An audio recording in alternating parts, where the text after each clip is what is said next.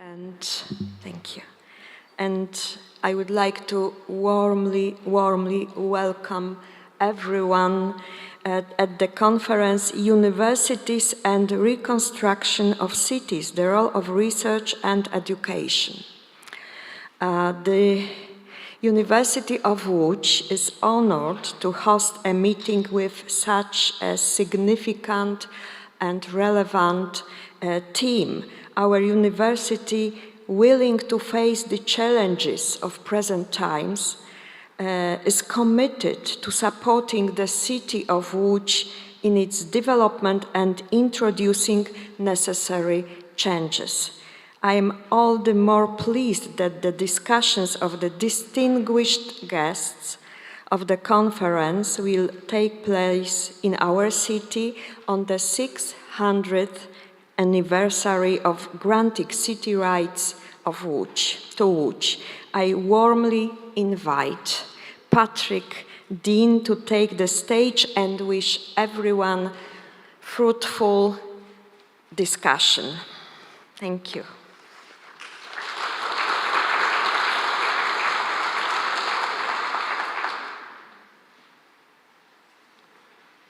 Well, thank you very much, Madam Rector. Good morning, everyone.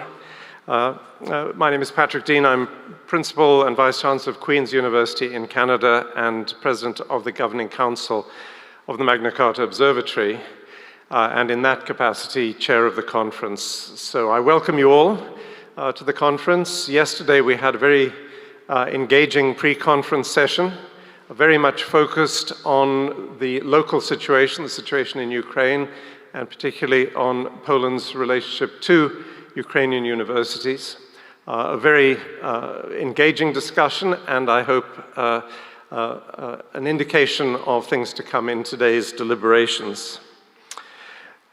This has in fact been the trend in Magna Charta conferences in recent years. The current strategy for the Magna Charta Observatory envisages a growing internationalization, a growing reach beyond Europe, beyond Bologna, where the Magna Charta is rooted.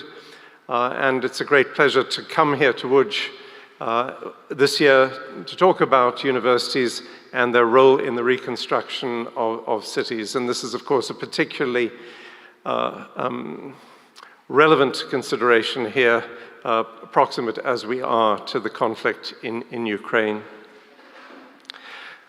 This is in many ways this trend of moving beyond the original site at which the Magna Charta Universitatum was signed to other places in the world, bringing a consideration of the mission of universities into different locales, very much in keeping with the current strategy of the Magna Charta. And in particular, it's very much in keeping with the shift from the 1988 document, which is a statement, a declaration of the principles that should underlie universities, to Magna Charta 2020, which reaffirms all of those values articulated in the 1988 document, but begins to talk about the issues that yesterday were referred to as the responsive and responsibilities of universities. In other words, shifting away from the notion of focusing these conferences on the abstract values that should underpin universities to the relevance of those values in particular historical, geographical, and political locations.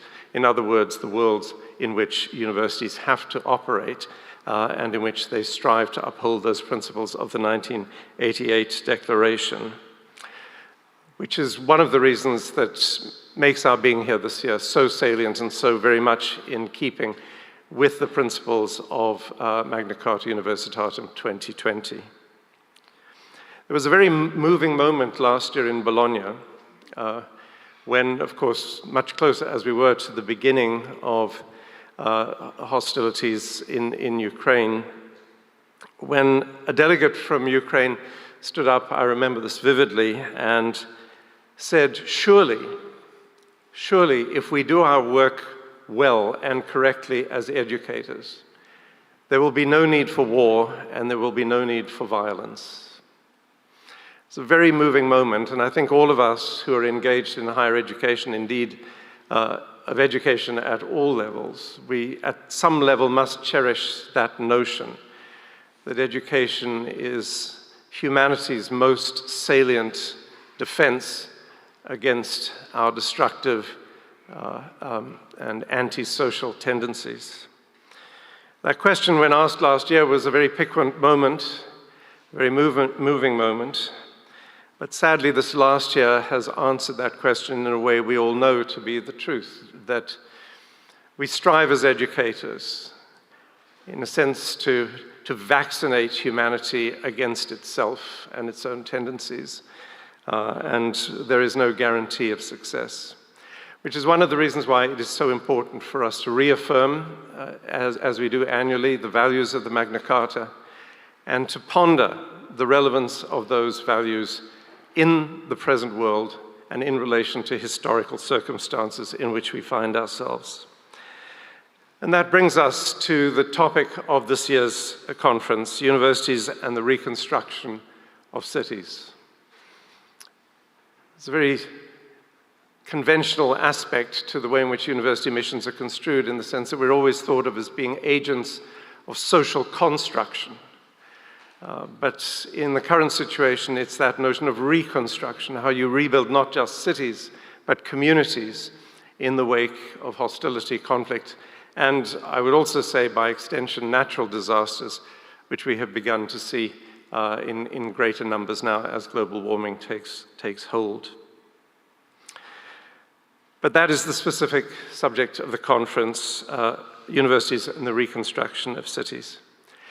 This broader tendency that I just described, in which the Magna Charta Observatory has moved its interest away from simply the articulation of values in the abstract to the investigation of the application of those values in the day-to-day lives of universities, raises a question about our future strategy. And I want to end my comments just by inviting you all to take an active role in thinking about the future of the observatory in that regard.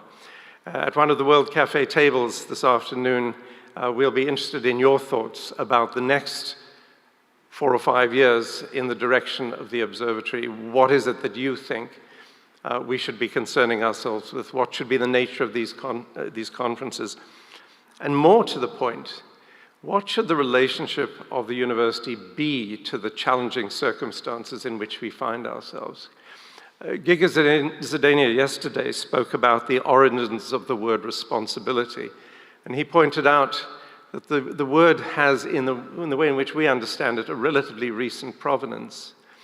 And I think words like that come to focus and currency at times when the world and when culture is in a state of flux and transition.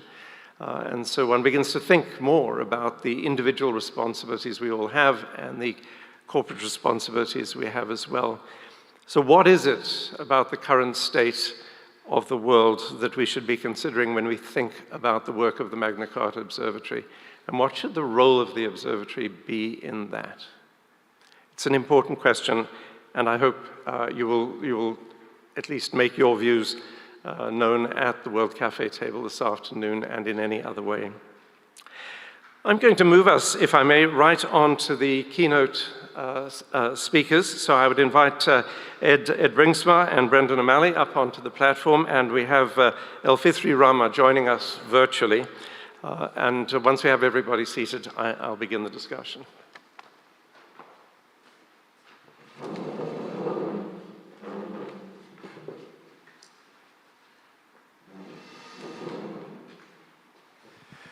Well, very grateful to have with us 3 distinguished speakers who will set the tone and establish some of the themes for our discussion today. I'll introduce them all at once and then invite them to speak to you all for about 20 minutes. Our goal is to allow 20 minutes at the end for your questions, and I hope you won't hesitate to make a note of those and to ask them once we get to that point in the session. Our first speaker, addressing particularly the contribution of research to the reconstruction of cities, is Ed Bringsma, President of the Executive Board of Erasmus University of Rotterdam, also President of the UNIC European University of Post-Industrial Cities. Joining us remotely to speak about the contribution of education, El-Fithri Rama, who is Chief of Section, Capacity Development and Water Family Coordination with UNESCO.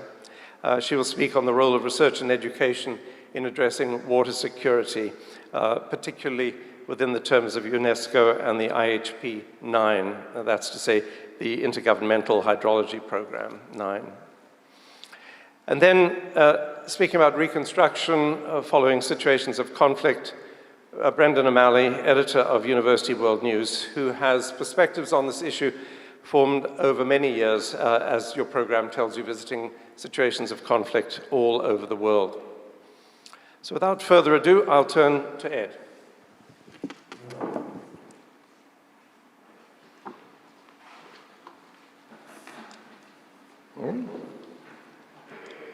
Right. Thank you very much. Ladies and gentlemen, it's a great honor and pleasure to speak to you today on a topic, seems to be better, on a topic that is very close to my heart, which is the role of universities and university research in the reconstruction of cities, their regions, and I would also say in their transformations, because it is my view that we can reconstruct after the fact, but we can also prepare beforehand and mitigate. So it is not all reconstruction I will be talking about. The reason that it is quite close to my heart is that currently I'm president of Erasmus University, but once I made the transition from being a scientist to managing a university, I couldn't stop. So I've had the pleasure of being on the board of 3 universities.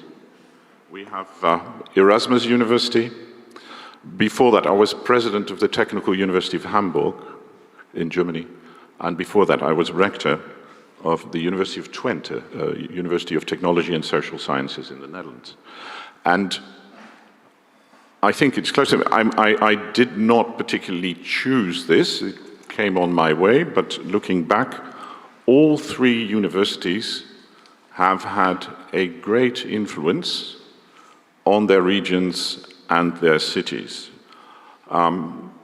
In the case of the Erasmus University in Rotterdam, it originated in 1913 with a University of Economical Sciences, which was a direct initiative by the people running the port of Rotterdam, because at this point in time, port cities realized that they needed more scientifically educated people to actually develop their economies and the well-being of people in the city.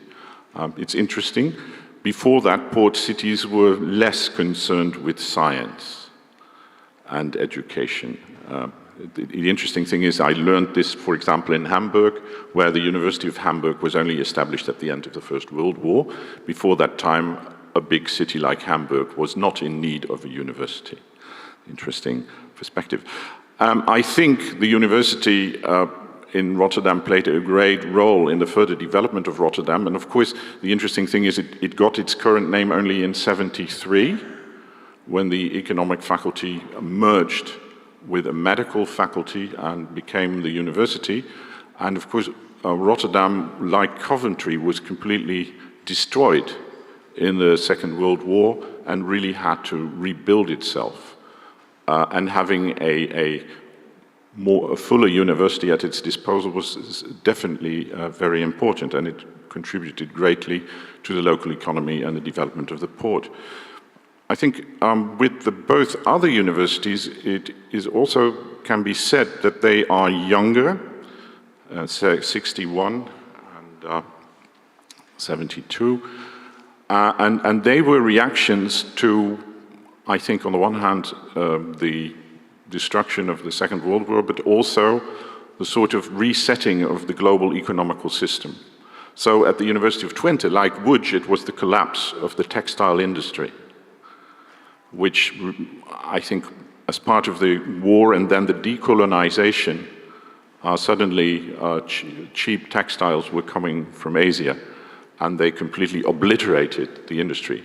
Whereas, although in present-day Netherlands, this region is now seen as part of the outskirts of the Netherlands, it used to be 100 years ago the foremost industrial region of the country, producing 40% of its gross national product. And the largest bank of the country was the Bank of Twente, something that has been long forgotten now, but it's sort of... This region had to be completely reinvented, and the formation of a university there was absolutely essential to rebuild the economy. Same is, to some extent, true for the Technical University of Hamburg. Of course, Hamburg also suffered a lot from the Second World War, and especially the southern bank of the Elbe River was the more challenged neighborhood, where there was not textile but rubber industry that completely collapsed and had to be sort of revitalized, a rejuvenation of the local economy. And again, this university played a big part in it. I think what they all have in common is that they're relatively new universities. They are concerned with rejuvenation of the local economy. They are relatively large employers in their environment. So they're typically enterprising and entrepreneurial universities and tend to be innovative. I think this is something that you can see. Okay, that's as far as my background is concerned. Let's see the urban transformation, as I'd like it, so reconstruction. I extend the topic a bit. Of course, we are very well aware of the global challenges that have their impact on cities. Climate sustainability, inequality, health, you can name a lot more if you want to. And 10 years ago, I probably would not have written geopolitical stability and security, but it is definitely high on our agendas, and as we notice today in many aspects. And as I said, the cities are concerned because of these challenges with transformation of their economies, and also not just in the economic sense, in transformation of their societies, because the societies have become more diverse because of migration, the problems of integration, polarization, which is a big challenge. And of course, larger cities typically have challenged neighborhoods where all of this comes together, and you have a kind of intersectional problem here to be solved. I think one of the things that we are trying to do is that we don't have academic research just studying and objectifying and drawing conclusions, but that we are following new research methods as universities to become engaged researchers. So we involve communities in our research, and we also involve the particular context in which we're solving. Like, for example, in Rotterdam, the port is a very important context. And this leads to, so you see always that there is a nice model somehow for, let's say, enterprising universities. We used to have the golden triangle or the triple helix. Then some time ago, we invented that we should actually involve people as well. So we got communities involved and had a quadruple helix. And now we see that we also have to somehow take into account the particular context of the problem, like a port or like crime in neighborhoods that are not just communities. They set the scene for studying a problem. So, well, now we have the quintuple helix, and perhaps in a few years it will be six-fold helix. Very important about these things is that I think all of our challenges become so complicated that no single entity can address these issues on their own. So it's very important to collaborate, to network. And one of the things, for example, that in Rotterdam we have is, so I told you, our university is a marriage between what was a School of Economics and a medical faculty. It extended to include also the social sciences and humanities.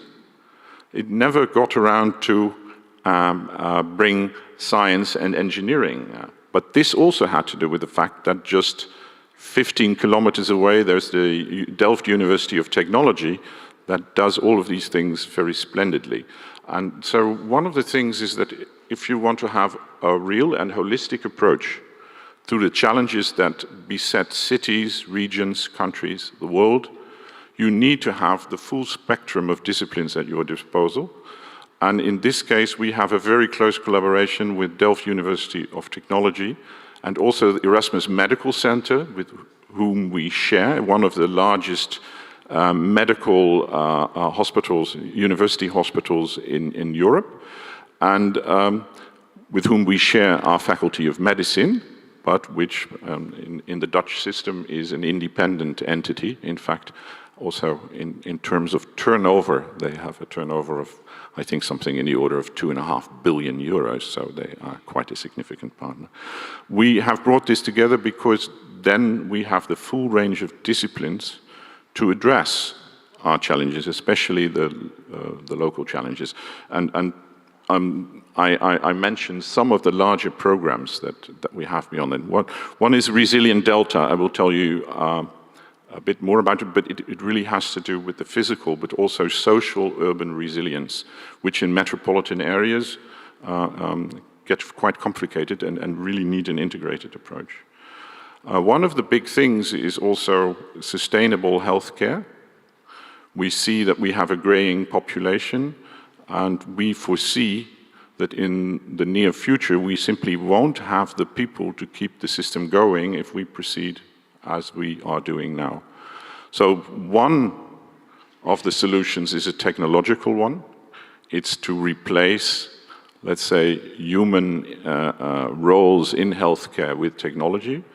On the other hand, of course, we don't want to have a completely technological healthcare. This will not be feasible and it won't be human. But there will be a lot of emphasis also on prevention and aftercare, so everything that happens outside the hospital, and particularly here, the social sciences play a big role. So this is one of these things where this comes together. Also related with respect to challenged neighborhoods and the young generation that is confronted with many problems, there's the program Healthy Start that concentrates on, let's say, from conception to young adulthood, the development of youngsters, and tries to also look at an integrated perspective from health, well-being, but also participation. Especially in challenged neighborhoods, of course, we see a lot of talented people that simply drop out because they don't have the context to thrive. And there is ample academic evidence that the first 10 years of your life actually decides almost 90% of your success in life later. So this is a very good point to invest in. And of course, after the corona pandemic, we built the Pandemic and Disaster Preparedness, where we actually see that, of course, pandemics are pandemics, but certainly the west of the Netherlands, most of Rotterdam is under, or all of it is technically below sea level. Climate change, sea level rising is definitely something that is on the agenda. It's also a source of new infections and diseases. Having higher temperatures, having a lot of water, having natural disasters in this context is also has a lot of health aspects. So we have created a center for pandemic and disaster preparedness. Let me just look at Resilient Delta. It's one of the things, and I chosen that because it's most clearly focused on the city perspective. So one of it is the Delta system that I just talked about. So Rotterdam is a city with a lot of water, which is vital for its port, but at the same time a source of challenges and problems. The city is really one, it's a big city. It has its challenged neighborhoods, especially in the south, where we, like I said, there's this intersectional problem where everything is connected. Education, health, social divide, migration, all of them come together and are relevant for addressing the wider challenges. Of course, the port of the city is very important, and here, of course, Rotterdam is, in terms of energy transition, it's the largest port that is based on fossil fuel trade. And we are working on a transition to turn this into a green port. For the largest port in Europe, that's quite a tall order. And again, it is connected. It's not just a technological question. One of the more promising things that we are doing actually is not so much in research, but in education. And we are currently building a master's degree in energy transition management. Many of the enterprises in the harbor see the technological part of the energy transition as something that can be solved. It's a challenge, but we can work on it. The thing that they are most worried about is getting the people who can lead the transition and practically implement it and have this helicopter view to integrate all of these aspects that come into play. And there is a large part for economical and social, psychological, legal, and other aspects to be taken into account.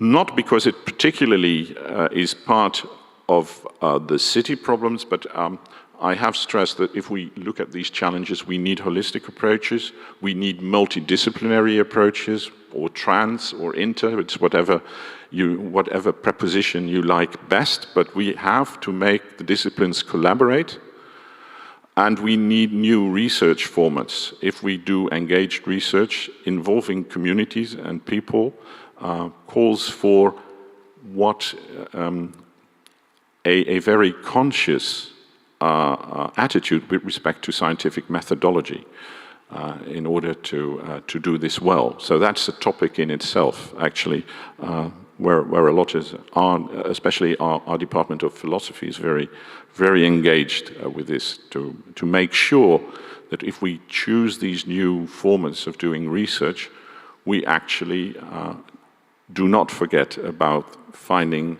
the truth. Involving everybody is mandatory, but it's very important to see how you can make scientific progress in this much more complicated setting and what that requires. Okay, it was already announced. We do not only work on a local scale, actually to scale these efforts to do engaged research in the service of cities and regions actually needs also collaboration on an international scale to generalize, to compare, to share best practices, and to see how it can be done, and also less my topic, but on the educational part, to give students the experience on how rebuilding and transformation what it looks like in other settings than the local one you know.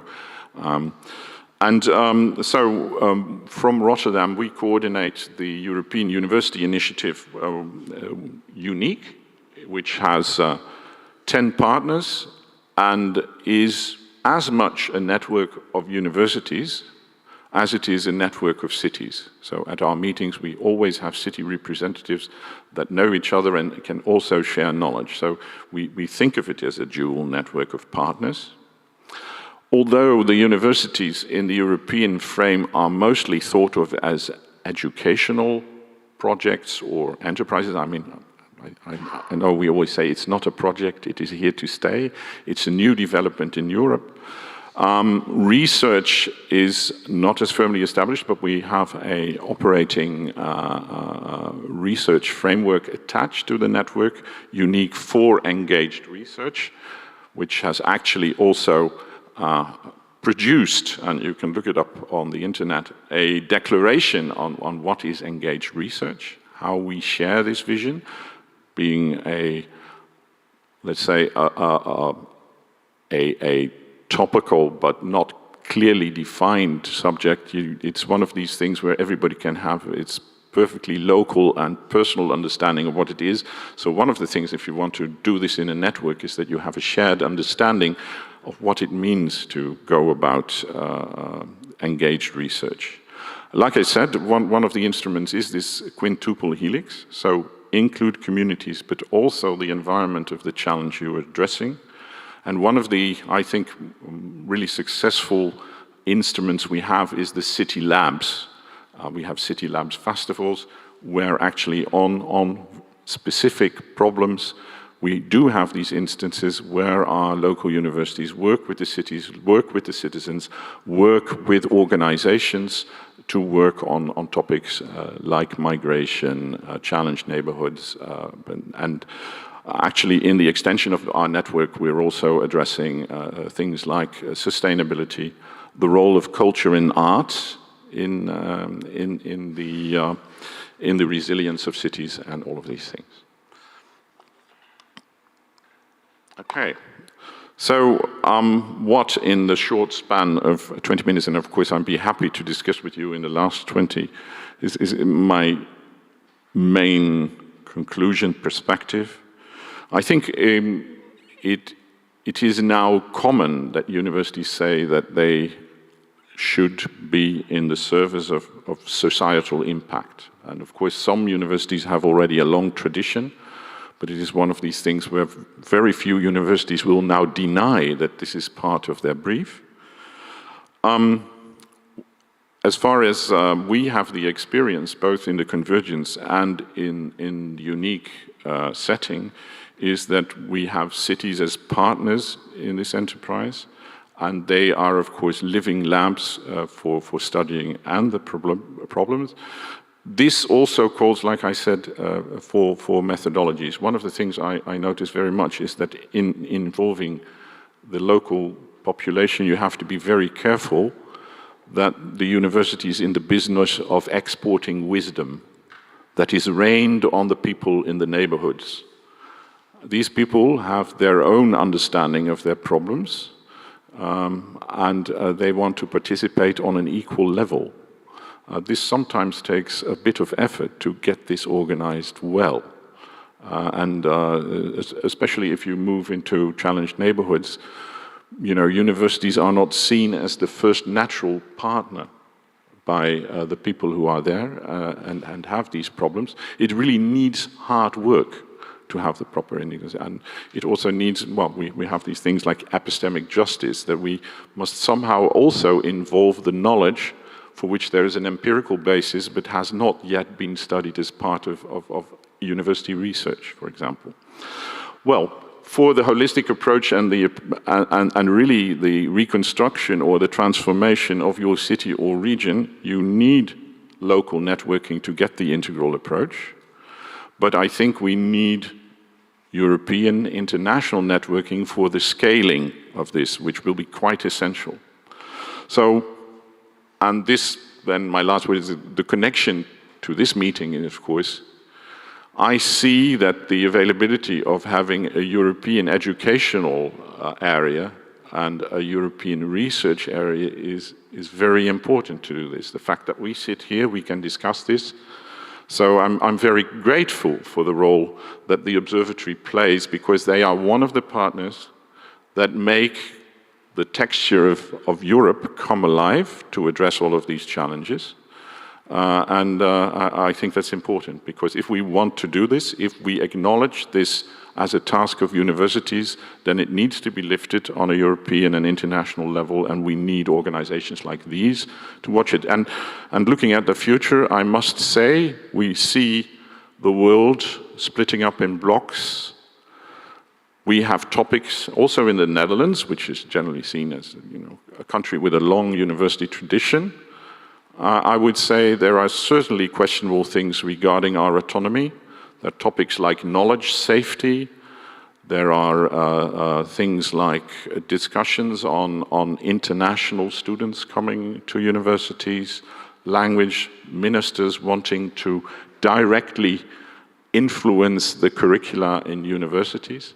So we need this organization also in the future to have the right discussion and to preserve our economy, our autonomy, and our role in society. Thank you.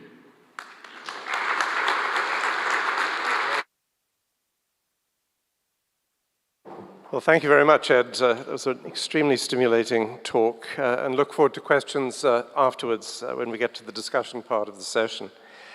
Our next speaker is Elfithri Rama, who's joining us virtually, so let's just make sure that Elfithri is with us.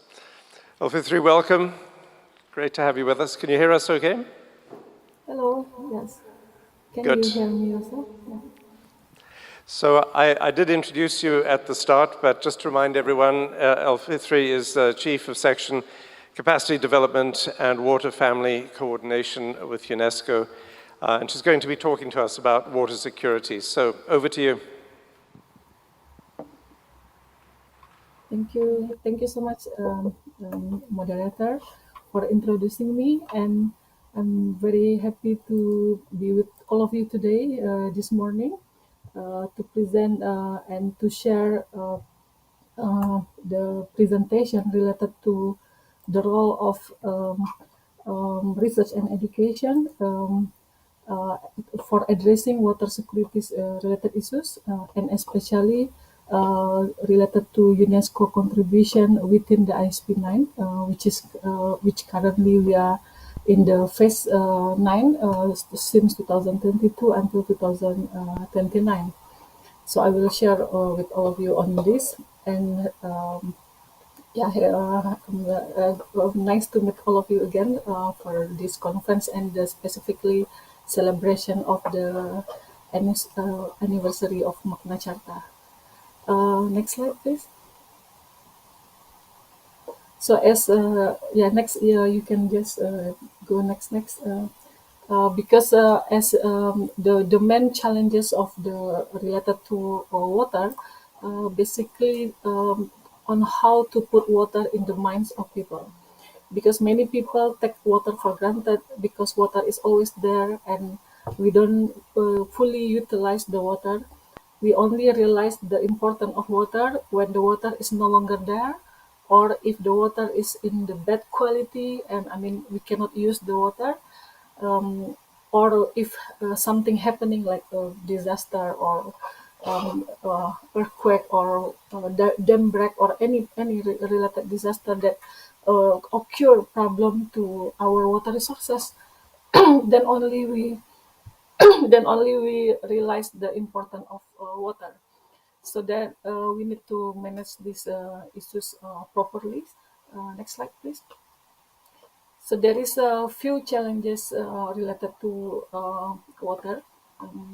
Can you just share next slide, please? Especially related to research and education, because when we want to address the specific issues related to water securities and other issues, research and education is very important to do. But however, in addressing these issues, we have some challenges. For example, limited of political will, because in many countries, sometimes the political will is still low, where it is very important in order to promote the research and education in water-related issues. And also, if another most general issues also related to language limitation, where most publication or information related to research and education are mostly in English. So some for countries that are using English as main language is fine, but for some countries that is not use English as main reference or main language is a little bit problem, including, for example, in Asia, even in Africa, in some countries.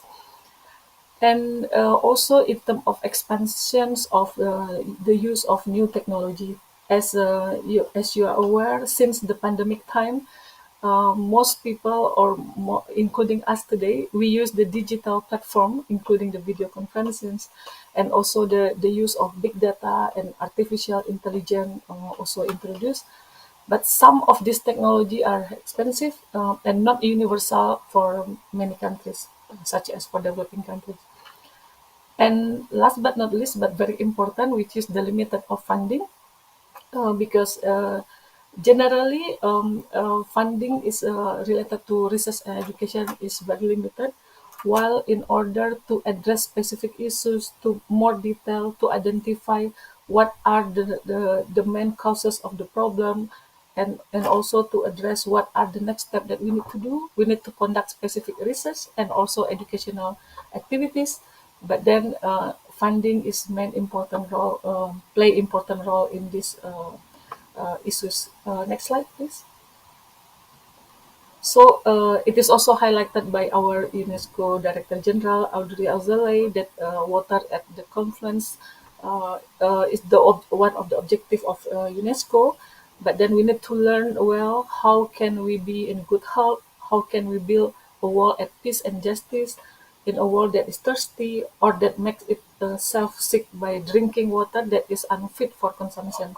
So we need to address these issues properly. And for UNESCO, of course, we support countries in various water education and capacity development for improved water management. And not only through our ISP Intergovernmental Hydrological Program, also World Water Assessment Program, which is within the UNESCO framework also, and also through our various partner and institution, including Category 2 Center and chairs. So it is clear that collaboration with various agencies and institutions are very important. Next slide, please. So within the UNESCO ISP, especially under natural science sector, we have some division. So under division of water sciences, which in charge or becoming secretariat for intergovernmental hydrological program or ISP, we have three sections there: hydrological system, groundwater sustainability, and also capacity development and water family coordination. And under this section, we have three components or sub-program, which is eco-hydrology, water quality, and also water education. This is where water education that I want to introduce to all of you. Next slide, please. And UNESCO ISP itself is the only intergovernmental cooperation program within the United Nations system, dedicated especially for water research and management, and also education and capacity development. So we really very much focus on the international cooperation and also to strengthen the science policy interface and to facilitate education and capacity development in order to enhance water resources management and also governance. And of course, among of our roles, also to organize various courses, training, and workshop to increase the education and awareness among for the global societies and also especially on water-related issues. Next slide, please. And the ISP itself now, as you can see, since the establishment for the ISP one, which is starting in 1975, which evolved or starting from the International Hydrological Decade. Now we are at the ninth phase, focus on science for water secure in a changing environment. So you can see the evolution of the for the ISP itself. And next slide, please. And specifically for the water education, we have also evolution on water education. And the good thing is water education actually already take into account or consideration since in fact before establishment of ISP, where at the time we under International Hydrological Decade in 1965, the principle of education and training was one of the key themes already at the time.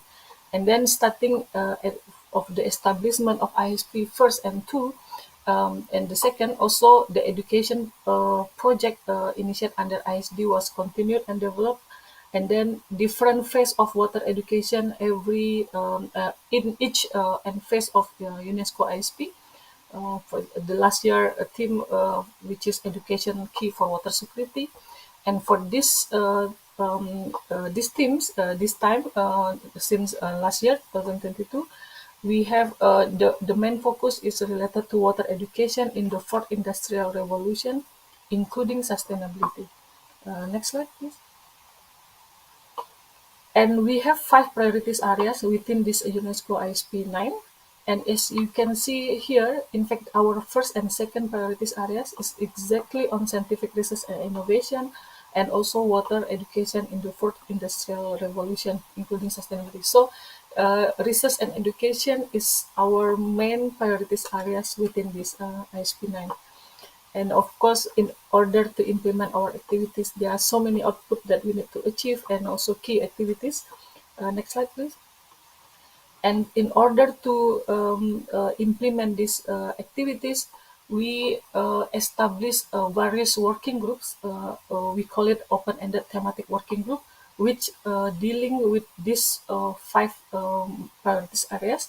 So I highlighted again the research, the scientific research and innovation, and also water education.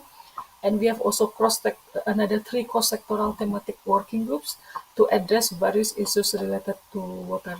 Next slide, please. And as UNESCO also have various, we need to work together with our various partners.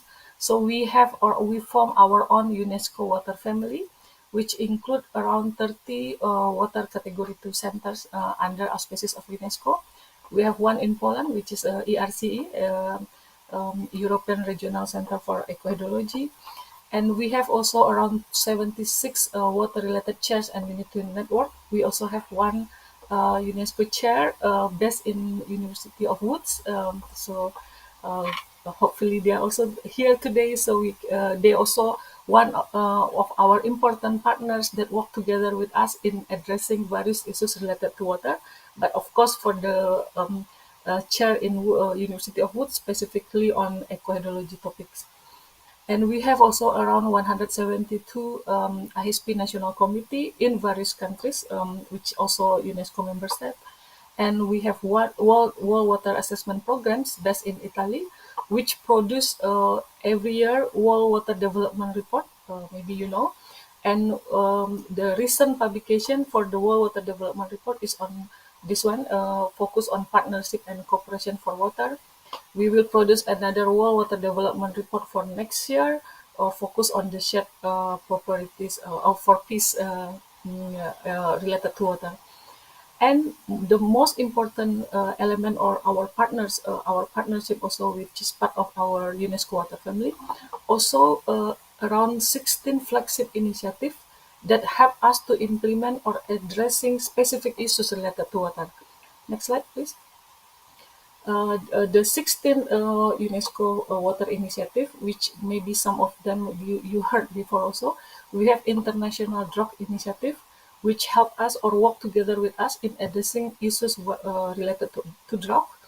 We have, for example, France also, flow regime from international experimental and network data. This is another network that help us or work together with us for having the specific analysis of data using data for river basin. We have also another HELP program, Hydrology for Environment, Life and Policy, which is the river basin network that also connected with us. We have another World Large River Initiative. So some countries have large river initiative, so it is also connected in one initiative. And also Water Museum Network, which some countries have a water museum, which is part of our network also. We have urban water management programs. We have also groundwater cooperation related activities. We have international initiative on water quality, land subsidence, sediments initiative. So this all initiative is actually conducted or lead or in fact hosted by our water family, mostly either category 2 center or UNESCO chair.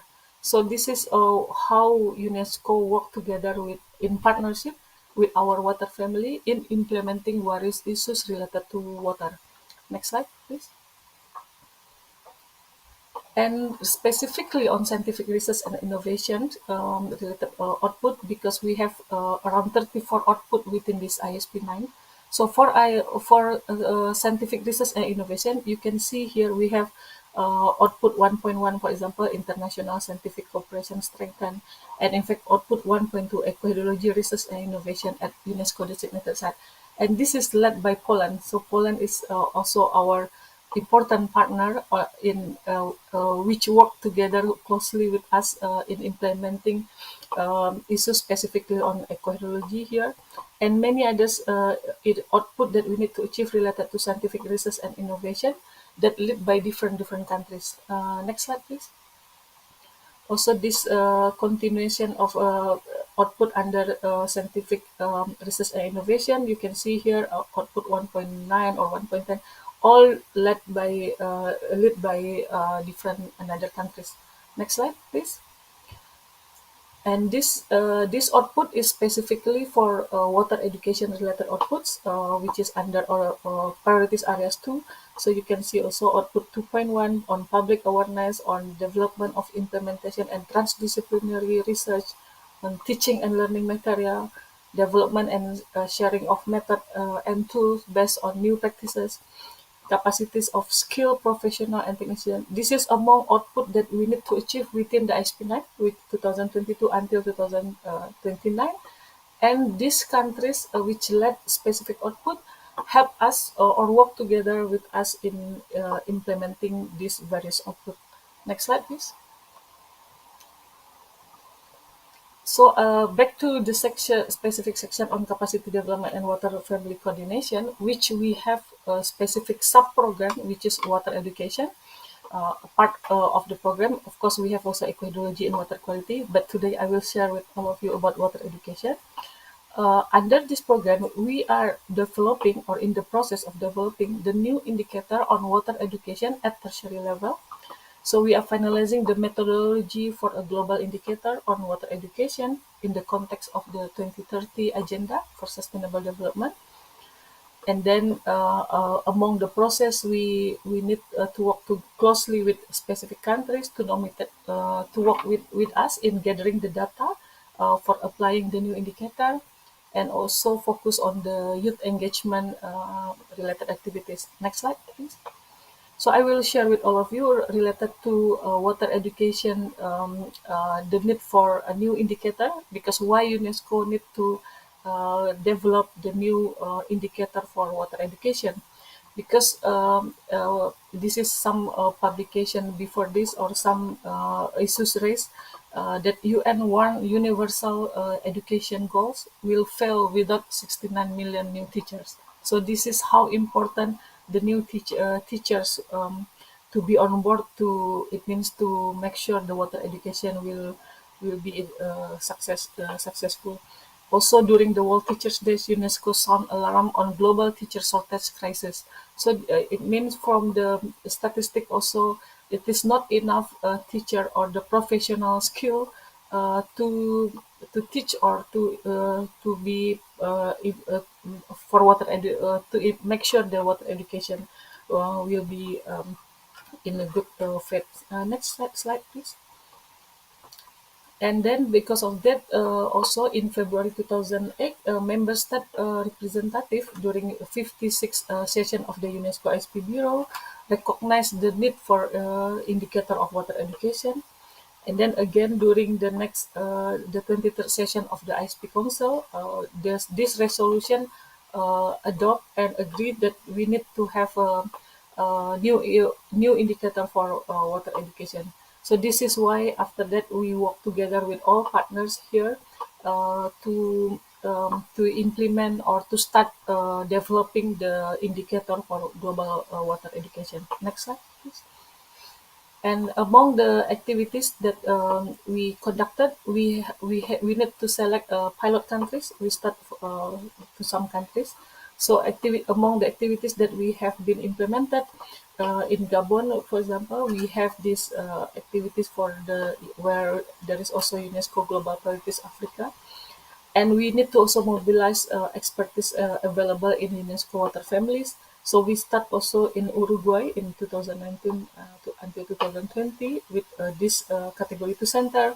Also in Italy with this UNESCO Chair on Water Resources Management and Cultures to help us in developing the methodology, not yet implementing the the global indicator. So we are now in developing the indicator, the methodology for the global indicator itself. Next slide, please. And so far, the water education, we are still adjusting the methodological approach developed by during the output for the Uruguay and Italy activities. So the upcoming activities that we will be held, which is next month actually, 1st November, we will have our first water education indicator workshop in Panama, to be held in Panama, so that where we can have more such of finalization of global water educator global water education indicator that we are developed. Next slide, please. And so this is the among the progress also, and we are also inviting because yeah, we are still have some pilot countries. We are also inviting many countries to join this exercise, because actually like 2 years ago, after this approval of this initiative, UNESCO have sent the invitation letter to all member state Ministry of Education, the letter for to join UNESCO or supporting UNESCO for this exercise. But of course, some member states already responded, but some maybe not yet. But at least we are in the progress or in the process of implementing this global indicator for water education. Next slide, please. Another initiative that we have been conducted also, as you know, UNESCO play important role in capacity development, also water education at all levels. Have you seen? You know that for the SDG 6 that we need to achieve by 2030, but unfortunately, so far water and sanitation is still off track. So it means SDG 6 will not be achieved. We will not be achieving the SDG 6 will not be achieved if we are still act as usual.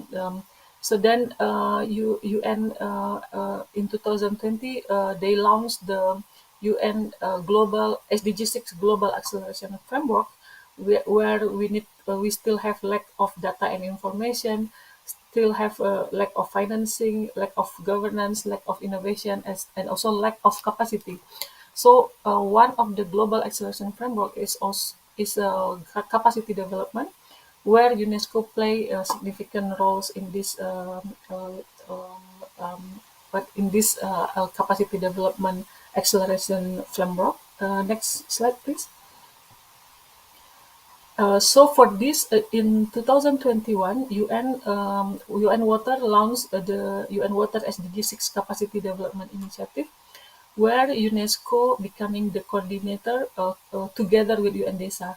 So UNESCO and UNDESA co-coordinate this UN Water SDG 6 CDI, where it is a platform for interagency coordination on freshwater, sanitation, and also hygiene-related capacity development network. And it is demand-driven. It means we will respond to the specific countries' request if they need such specific support for capacity development. Then we, as a coordinator for this CDI, will use our work together with our network, because next slide, please. For this UN Water SDG 6, we have also various network. Mostly UN Water, of course, UNESCO and UNDESA. We have support from ISEDAF, Institute for Water Education, and also specific. We have specific financial support from the government of Spain, which support us in implementing these activities. And we have around 35 additional institutional members, which mostly UNESCO, mostly UN members and also partners. So then, together with these UN water members and partners, so we form our own entity as UN. We will support specific countries when they request the specific needs, specific request for support from us. Next slide, please. So far we okay. This is the process that we will implement. after this, based on members' that request, and then we will do the priorities and stakeholder identification and integrated workshop at the highest level, gap assessment, and in order to produce the national capacity development plans. Next slide, please. So far we have two pilot countries because we received two requests already from Panama and Costa Rica. So these two becoming our pilot countries. And now we are identification other potential pilot countries in other region, but we will only react after we receive formal requests from the countries. Next slide, please. So for the activities related to CDI, we already implemented various activities. Next slide, please. And the upcoming activities, or in fact, our first activities in the next slide, please. Our first activities in Panama will be held end of this month, 30 and 31st October, which is the high-level integrated workshop in Panama, which is our first pilot countries, to design the national capacity development plan regarding water in Panama. Next slide, please. And then we need to also take further action related to water education. So recently, which is last October, we just launched the Global Water Education Network, or GWEN, in August 2023 during World Water Week, where this initiative is we start this initiative because also Global Water Education Network is also identified as one of the game changers on inclusive education and capacity development, and it is announced by the PGA remark during the UN 2023 Water Conference in March this year. So because of that, we have UNESCO also work together with the partners, ISEDF, CAPNET, and also CIWI, to initiate this initiative, and then finally we launched in August, and of course we hope that this Global Water Education Network will be aligned with our another effort, which is UN Water SDG 6 Capacity Development Initiative. So this is the plan. Next slide, please. But since it is still new, we still need to identify the specific programs or activities, and also how others member or partners can join our network for Global Water Education Network. But in terms of objective, we intend to support national government to address water education gaps, co-curate product, services, and tools to allow delivery of state water capacity development. So this is among the initiative that we conducted related to water education, and we plan to contribute to global discussion on water learning and explore new opportunities. Next slide, please. And as I mentioned, we still need to identify. I mean, after the launching, which is we had here now in August 2023, we are now in the inception. We need to inception phase, which we need to identify how various members or partners can work together with us also in order in providing support for various countries, especially developing countries, for water education. Next slide, please. And yeah, so as I share with all of you, so there are many growing demands on education and capacity development in the field of water security. Education and capacity development is a cornerstone to improve the management of rivers, lake, and groundwater basins. And education and capacity development is a major enabler to ensure water security in the world.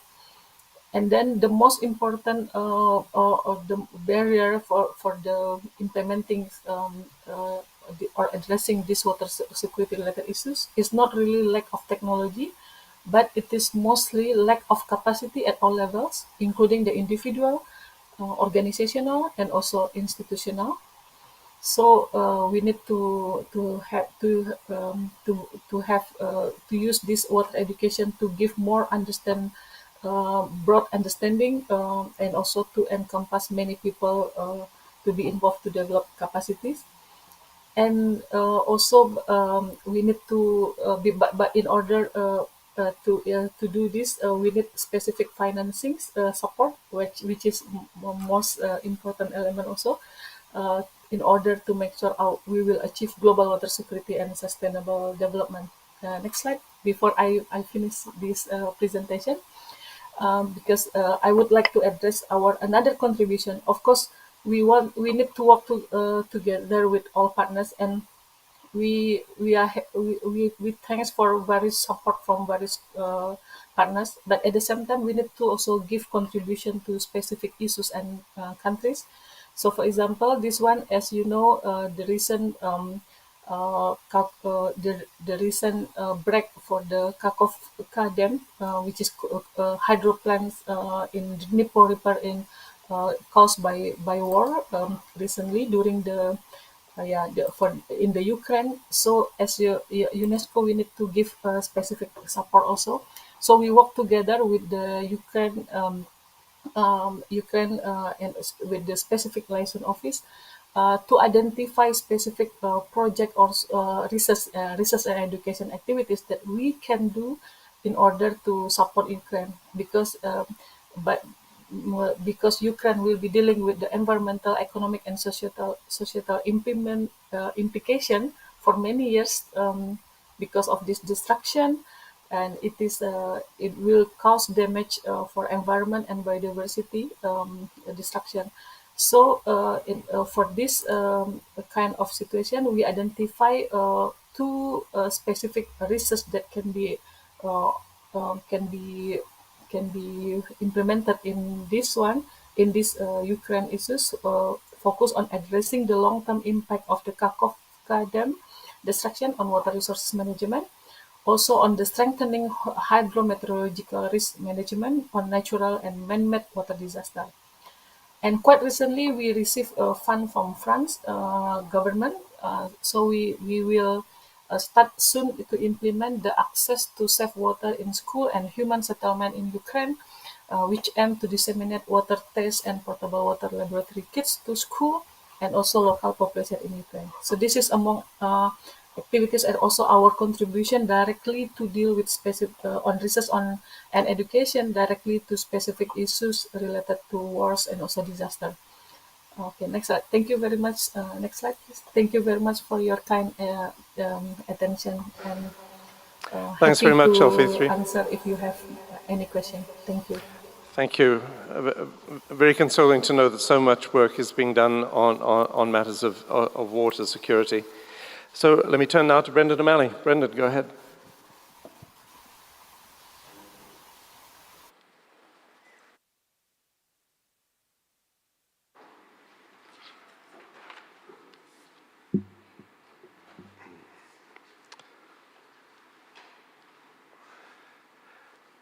Hello, and thank you very much for inviting me to speak here. It's a great privilege to speak to you all. I'm coming to speak to you about making education institutions contributors to peace and looking at whether they actually also contribute to conflict. I thought when we came here, the conference would be overshadowed by the ongoing tragedy of war in Ukraine, as well as the conflict in Sudan. But for the past 2 weeks, our news bulletins have been filled with distressing images of victims from both sides in Israel-Palestine, and mounting civilian deaths and warnings of humanitarian catastrophe. The subject of my talk, therefore, could not be more timely, but current events also show that it could not be more challenging either. I'm here to talk about reconstruction after conflict, but what do we mean by reconstruction, or indeed by conflict? Is reconstruction about removing rubble, rebuilding homes, schools, universities, and civilian infrastructure? Conflict can take many forms, and damage to infrastructure is only one of the many impacts. Students drop out, teachers leave, families flee the area, investment in education is shelved. Other impacts are psychosocial trauma affecting individuals, and beyond that, the deep, bitter divisions in society entrenched by war. As Gracia Machel wrote, the destruction of educational infrastructure represents one of the greatest developmental setbacks for countries affected by conflict. It hinders the ability of societies to recover after war. Mostly today, conflicts are between factions within national boundaries, not war across borders. And when the fighting is over and the dead are counted, we can expect the divisions to be deeper than ever, reconciliation a distant dream. Even if we resurrect all the buildings leveled by bombings, rebuild all the walls smashed by rockets, fill every shell hole, smooth over every pock mark from shrapnel, it may only count as putting a sticking plaster on the wounds of history, instead of addressing the causes of the conflict that brought destruction and death. Without real peace, anything you rebuild can be destroyed again, whether immediately, if conflict is still simmering, or later, as conflict resurfaces. Now, although I am editor of University World News, for this talk I'm drawing not just on our articles from journalists and academic experts, but on my many years of research leading the first 3 global studies on education under attack as a consultant for UNESCO and for a coalition of UN and other NGOs later. Education Under Attack is now a regular global report on targeted military and political violence against education institutions, students, teachers, academics, and other personnel. It's about bombings, assassinations, forced disappearances, illegal imprisonment, kidnappings, mostly in countries embroiled in conflict or authoritarianism, mostly carried out by state armed forces and non-state armed groups. Sometimes education buildings are attacked because they are perceived as being used as a camp or as an operating base or a place for weapons storage for opposing troops or military forces. An example of this is the Israeli airstrike that we saw only last week, blowing up the buildings of the Islamic University in Gaza, which is a member of a number of international university networks, including the International Association of Universities. And that was a fortnight ago, and it was alleged by the Israeli Defense Force that it was being used for political and military purposes, although no details of that were given. During my research, which on this issue mostly ran up to 2014, I visited conflict zones, talked to leaders of schools and universities where institutions had been bombed, teachers or academics had been shot or blown up, and education trade unionists had faced death threats or imprisonment. Places like Afghanistan, Pakistan, Thailand, West Bank, and Gaza. I've also separately reported from conflicts and conflict-affected countries, including Kosovo, Northern Ireland, and Cyprus. For the Education Under Attack reports, we researched the facts about the extent and nature of attacks, but we also gathered information about motives and impact.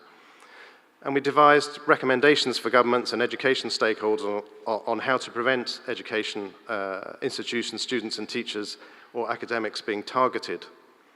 These reports were used to galvanize UN agencies and INGOs to put attacks on education as a distinct item on their agenda and to be addressed through their programs.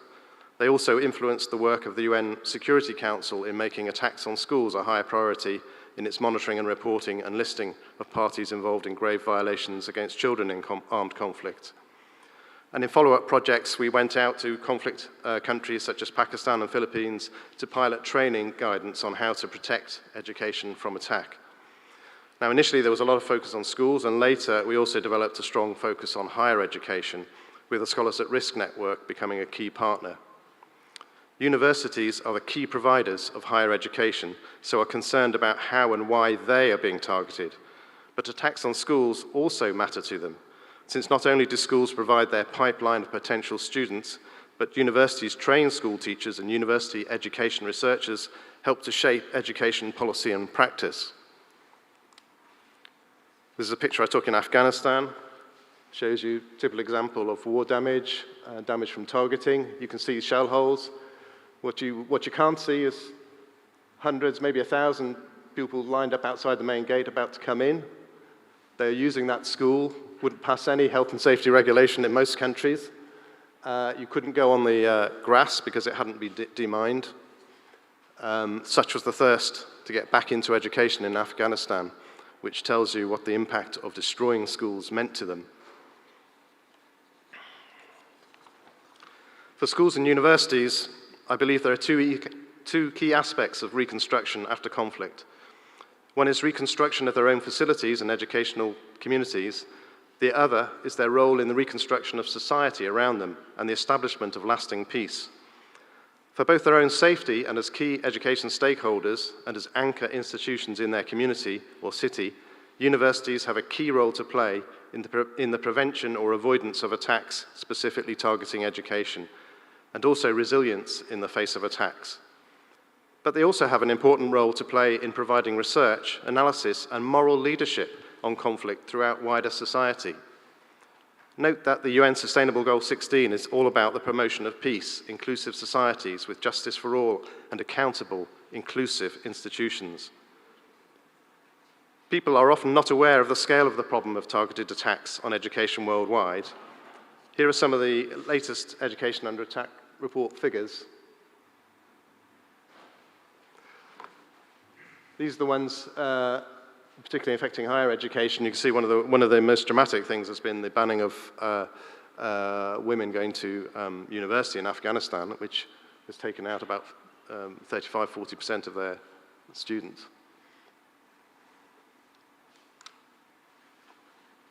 Here are some examples of some of the worst sets of figures for different countries over the years, and we heard an even worse one yesterday from Ukraine, where 2,638 schools were damaged, 437 schools destroyed, 57 higher education institutions damaged, and 6 destroyed in a year between February 2022 and February 2023.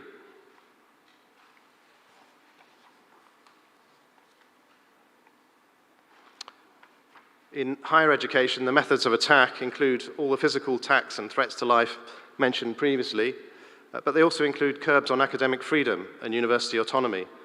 This can mean anything from banning people from attending international conferences and withdrawal of passports, to mass dismissals, unlawful detention without trial, imprisonment, torture, and death sentences, and constant pressures on individuals to self-censor or openly support arguments they do not agree with. A good example is happening in Turkey, where thousands of academics have faced detention, dismissal, or imprisonment after either signing a petition calling for peace talks with Kurdish militants or for being part of a religious social movement branded a terrorist organization by the government. These are methods used by undemocratic, authoritarian, or military governments who want to stymie open debate, clamp down on critical thought, and close down the space for alternative ideas to emerge. Authoritarian governments will frequently enforce a restricted curriculum, banning certain subjects from being taught and banning certain topics from being researched or certain findings from being published. We see these methods used in every situation, in different situations all around the world, from Afghanistan to Hungary to Russia, but also increasingly under right-wing governments in democratic countries. Certain states in the United States, for instance, witnessed the latest draft of measures restricting higher education passed in Florida, including the banning of the funding for university diversity, equity, and inclusion programs. That clearly doesn't fit with SDG 16. In some states, the national presidents has seized control of appointing university presidents, as did Bolsonaro in Brazil and Erdogan in Turkey, instantly raising the pressure on universities to toe the government's line. The impact of threats to higher education was captured in 2006 by the UNESCO Director General Koichiro Matsuura's comments on the attacks on academics in Iraq. He said, "By targeting those who hold the key of Iraq's reconstruction and development, the perpetrators of this violence are jeopardizing the future of Iraq and of democracy."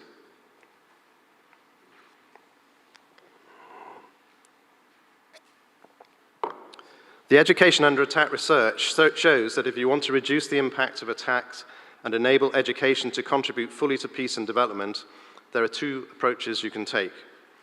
One is to improve protection and resilience in the face of attacks.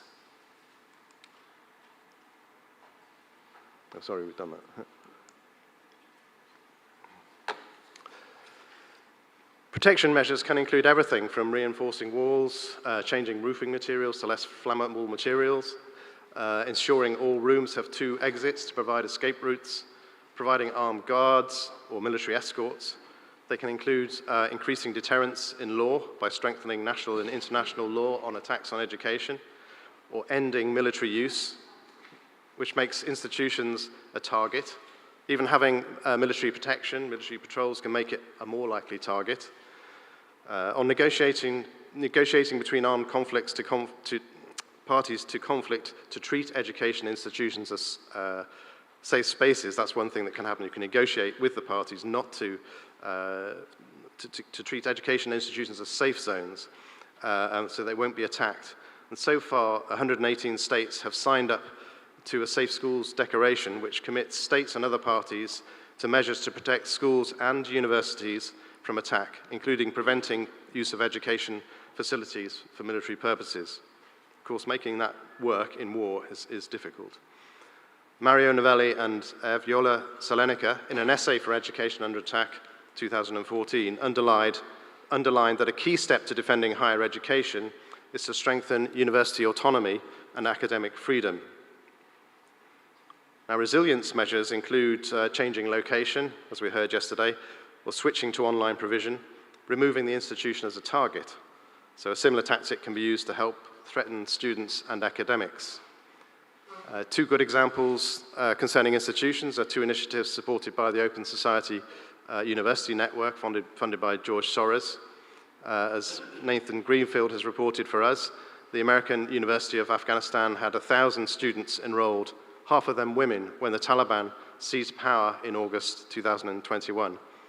Before government control of Afghanistan evaporated, a relocation to Qatar was negotiated and a virtual university set up. And last autumn, the university AUAF welcomed 100 students in person to Education City, Qatar, but of course most of its students could not get out of Afghanistan. So they are supported by an online dual program with Bard College and AUAF. And in this way, in the words of AUF President Ian Bickford, it's keeping a lifeline open to the outside world for its students. Another example,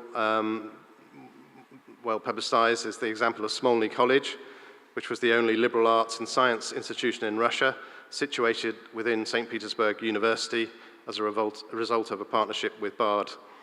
It inspired many other institutions to adopt teaching and curricular practices that it pioneered in partnership with Bard.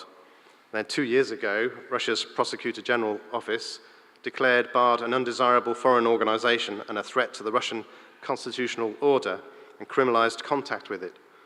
So Smolny now survives as the Smolny Without Borders project, an online project launched by Smolny staff to give an opportunity for students for Smolny College and everyone else disrupted by war in Ukraine to continue their studies, albeit operating on a small scale with a limited number of programs.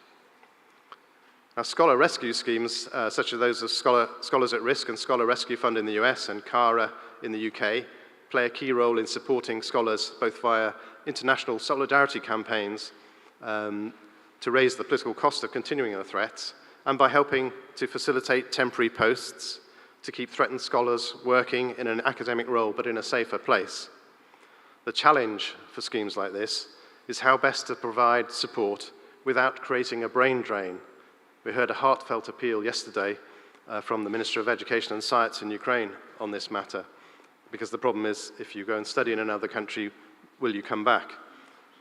So in these schemes, is there some commitment from scholars to returning to their country and or incentives to help rebuild it once conditions allow?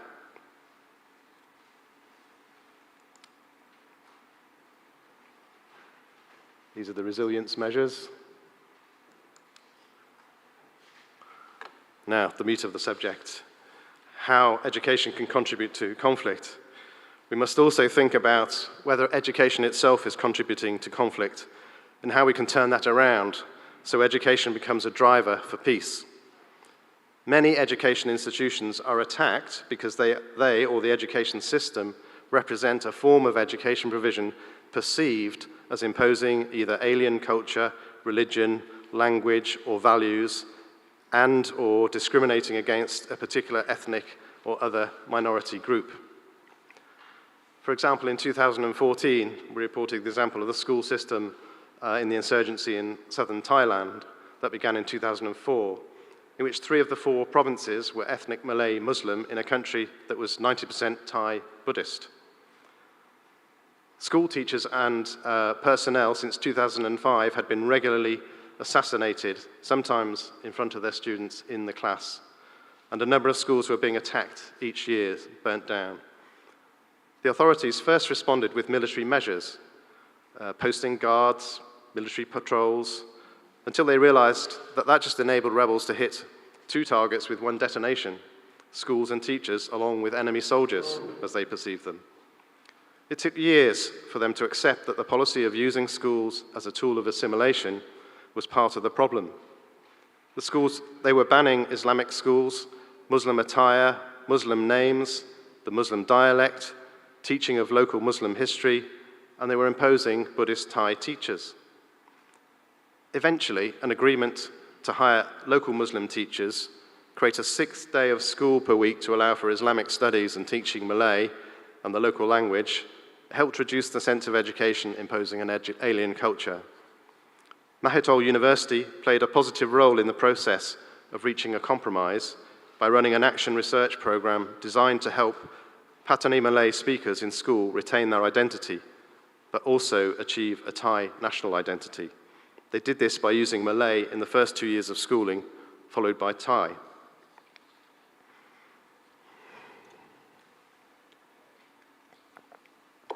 What this example and others we found show is first that if you want to prevent education being attacked, which can also mean if you want it to be available to play a key role in reconstruction, you first need to understand not just the methods, but the motives of the attackers. Second, you can prevent attacks or conflict in different practical ways, including defense and deterrence, but you can only build lasting peace if you address the motives and causes of violence, which usually involves addressing deeply held grievances, such as systemically unequal or unfair treatment. Third, before you try to contribute to build peace or to prevent attacks on education, you should evaluate with an open mind whether and how your own institution might be contributing to conflict yourselves. You might be surprised at what you discover when you do. How can education contribute to peace? Across education in general, there are certain key factors that must be addressed by policymakers and education authorities and institutions to prevent education contributing to conflict.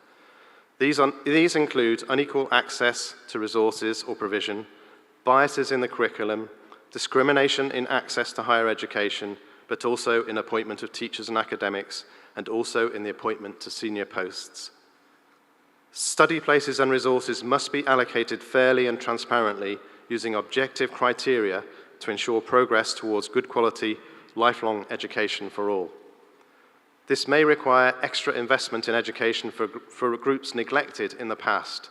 For instance, if their secondary education unfairly lacks investment, they may not be passing university entrance exams to get to tertiary level. But also, education content and methods of teaching and learning must be adapted to promote peace, mutual respect and understanding, human rights, and responsible citizenship.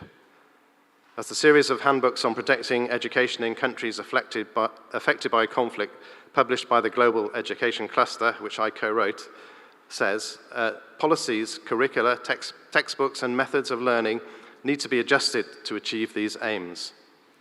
How you approach contested history, flawed versions of which are barriers to understanding, and inflamed desire for conflict is a major challenge.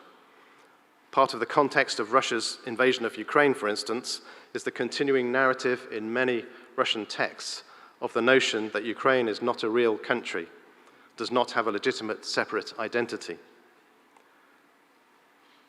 Which language is the medium of instruction or perhaps of admissions tests is another issue of contention, potentially disadvantaging whole sections of the population in multi-ethnic countries. In some conflicts, these issues may need to be worked out before or as part of peace agreements. Universities can have an important role in providing the research into understanding conflict and understanding particular conflicts to aid the search for compromises and solutions. International research can help encourage intercultural dialogue and understanding. To echo the words of Sarah Clark Habibi in an article for University World News, but put them in a current context of a protracted war in Ukraine and an explosive situation in Israel-Palestine with so many civilian lives at risk, university leaders can use this moment to reflect on how their institution can contribute proactively to the reduction of inequalities, frustration, radicalization, and violence in society. Perhaps they can begin by considering how they can better tailor the education and training they provide to contribute to individual and societal resilience, conflict transformation, sustainable development, and socially just peace. This may mean, for instance, not confining peace building to a particular discipline or department, but taking a whole institution approach, adopting conflict-sensitive policies, and integrating peace-building values, skills, and competencies across disciplines. It also requires universities to work in partnership with communities to raise awareness, set peace-building agendas, and develop capacities for societal change. Thank you.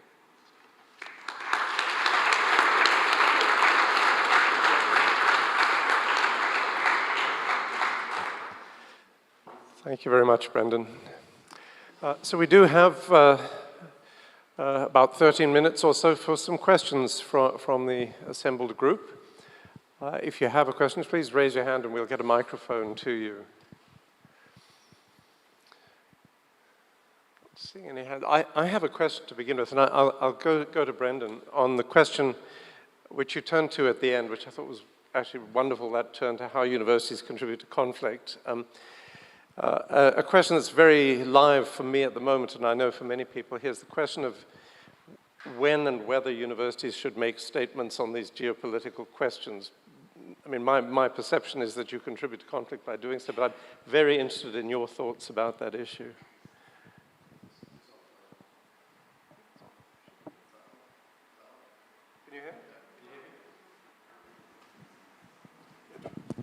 Can you hear me now? Yeah. Yes, okay, sorry.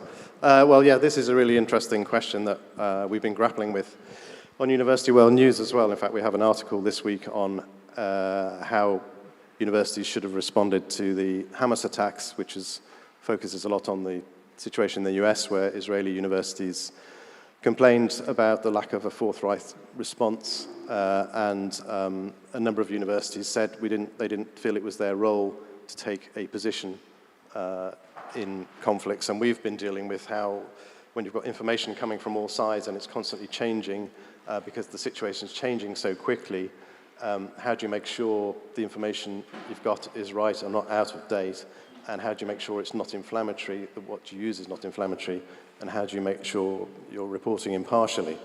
So I think for university leaders, well, one thing to bear in mind is that when things happen in conflicts, they can change very quickly. So it's often unwise to make a bold statement very quickly, because something happens like the explosion at the hospital last week with 471 people killed, we were told. But the narrative immediately came out that it was an Israeli targeted attack on the hospital, and then later information put out by the IDF, detailed dronage footage, which then was analysed by independent experts who verify these sorts of videos, suggested that it could well have been a misfired rocket, not a targeted attack.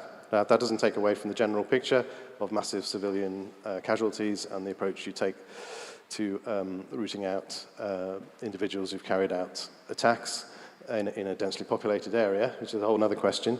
So it's fraught with difficulties however you talk about it. So I completely understand the university's position where they say, as a matter of academic freedom and as a matter of responsibility, we don't want to inflame the situation by putting out statements quickly where we may not have the right information or that are one-sided, and we want to leave our campus to be a place where people can debate these issues freely, but it's important that opinions from all sides are heard.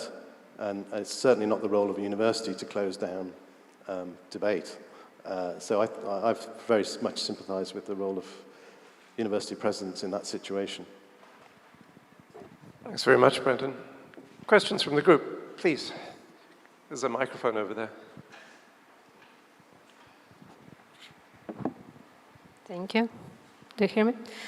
Basically, it's not a question, it's rather a comment. It's very sad that we have such a long list on the slide of challenges and threats and such a short list of resilience measures.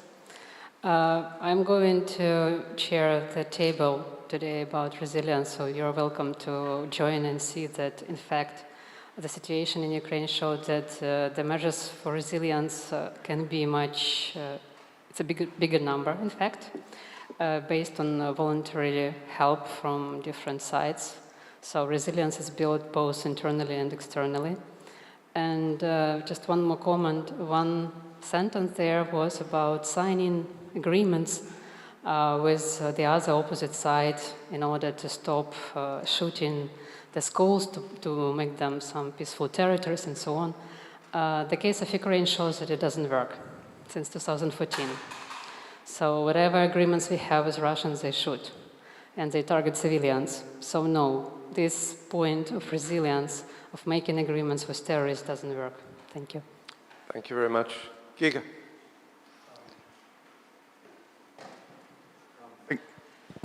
Thank you very much for the very interesting presentations. One small question for Ed Brinksma. You talked about the quintuple helix that I couldn't understand exactly what was this kind of fifth fold about it, so perhaps you could explain that. And one question to Brendan O'Malley. So you mentioned the danger of universities spreading alien values. And while completely understand and sympathetic towards the potential danger it could present, we'd also, I think, you should acknowledge that very often this is the function of the university, to spread, let's say, the different, even alien values when local xenophobia, for example, is to be overcome by the more universalist approaches. And sometimes universities are in conflict with their communities, but this is the way also, this is their functions. Not always, but there are cases where this could be very well founded and justified. So what do you think about that? Ed, do you want to go first? Yes, so now I have to grapple with this. Does it? Yeah, I don't have to grapple with it. Yes, well, it has to do, the fifth element is the environmental context in which you address the question. So when we talk about water safety, for example, this has a very specific setup and meaning in the context of the greater Rotterdam area. And so it means that you will have to take that into account when addressing things and not just talk about what the government, the knowledge institutions, and the citizens think, but that this is also, and industry, but that this is also a very essential part of the setup. Of course, in my comment, I also made it that there is this sort of automatic thing that you start with something which only has 3 components, then somebody thinks about it has 4 and 5. So in this sense, I would not take the quintuple helix into an absolute value, but it is true that we're not talking about only the partners that should be involved, but also the specific context in which the problem arises, which has strong local and contextual components, and that you better take that into account too if you do engaged research. I think that's the point that's to be made. I'm going to address 2 points. One is the point of whether you can have agreements not to attack education institutions. And I think you have to be context specific when you look at these things. And the whole drive to get 118 states to sign up to this so far stemmed originally from practice that was working in Nepal, where there was in the fighting in Nepal, there was agreements between armed groups and the civilian population to treat schools as zones of peace and not attack them.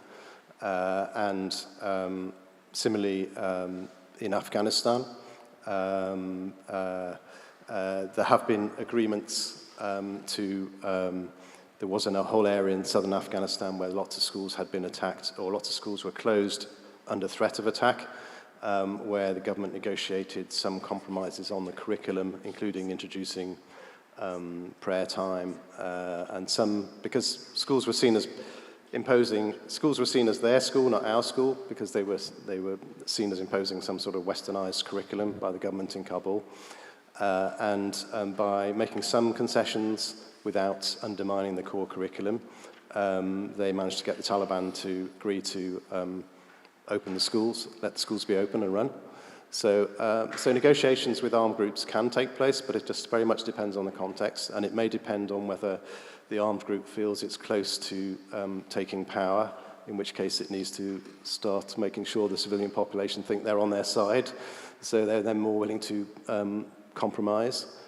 So you can't really make blanket statements, and whereas in some conflicts, where the very large war machines are involved, they may decide degrading, mass degrading of civilian infrastructure is their strategy against international law, and you may not be able to negotiate on that basis with them. On the second point about alien values, you're absolutely right. Universities must know what their core values are and defend those, and not simply, even if that's an alien value, that's something that you exist for. So you want to push the right values out. But so I'm not suggesting that you should, support xenophobia at all. But you may find that, for instance, in the situation in Thailand, you were seeing that a Buddhist religion and Buddhist values were being pushed on a population that saw themselves as Muslim, and they didn't want it. So and sometimes if you're the majority culture, you don't think about how the minority perceives it. And it's only if you've been in a minority culture, as I have, that you recognise a whole load of injustices that the other side doesn't see. So actually reviewing it's quite an important thing. Actually go out and seek to see whether how you're perceived by minorities, whether they think you're imposing something alien. That's why I'm saying you might be interested to see what they tell you, because you may not have done it yet. And I think that's an important thing to do. Thanks, Brendan. Recognizing our time, I also recognize that Elfithri is still with us, so if there are any questions about her presentation, this would be a great opportunity before we end the session. Any questions for Elfithri? Yes, please. First, if I could, just any questions for Elfithri, just to make sure before we run out of time. I do have one question, Elfithri, maybe you could comment on. I was very interested in the intersection between the work that you're doing, that the IHP does, and what goes on in our institutions. And I was wondering what the connection is. You mentioned the water-related UNESCO chairs and the UNITWIN network. Is that really the main means by which the work that you're involved in is translated into action at the specific university level? Yes. I hope you can still hear me.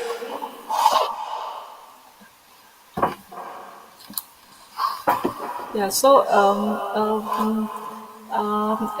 in Poland we have one UNESCO chair. UNESCO have so many, like 1,000 UNESCO chairs, but we have around 76 UNESCO chairs which is related to water, and one of them are in Poland. The one in Poland. And which is in Wood University, or related to ecohydrology. Professor Thomas Jersak is the current chair. And we have UNESCO Center, of course, Category 2 Center, ERCE. So this center and chair are very much collaborate with us in supporting our activities, especially related to eco-hydrology. If you have seen in my presentation, we have 5 priorities areas and also 8 working groups, which is one of them are related to eco-hydrology and water quality. So the UNESCO chair and centers in Poland are very much working with us on this topic, eco-hydrology and also water quality.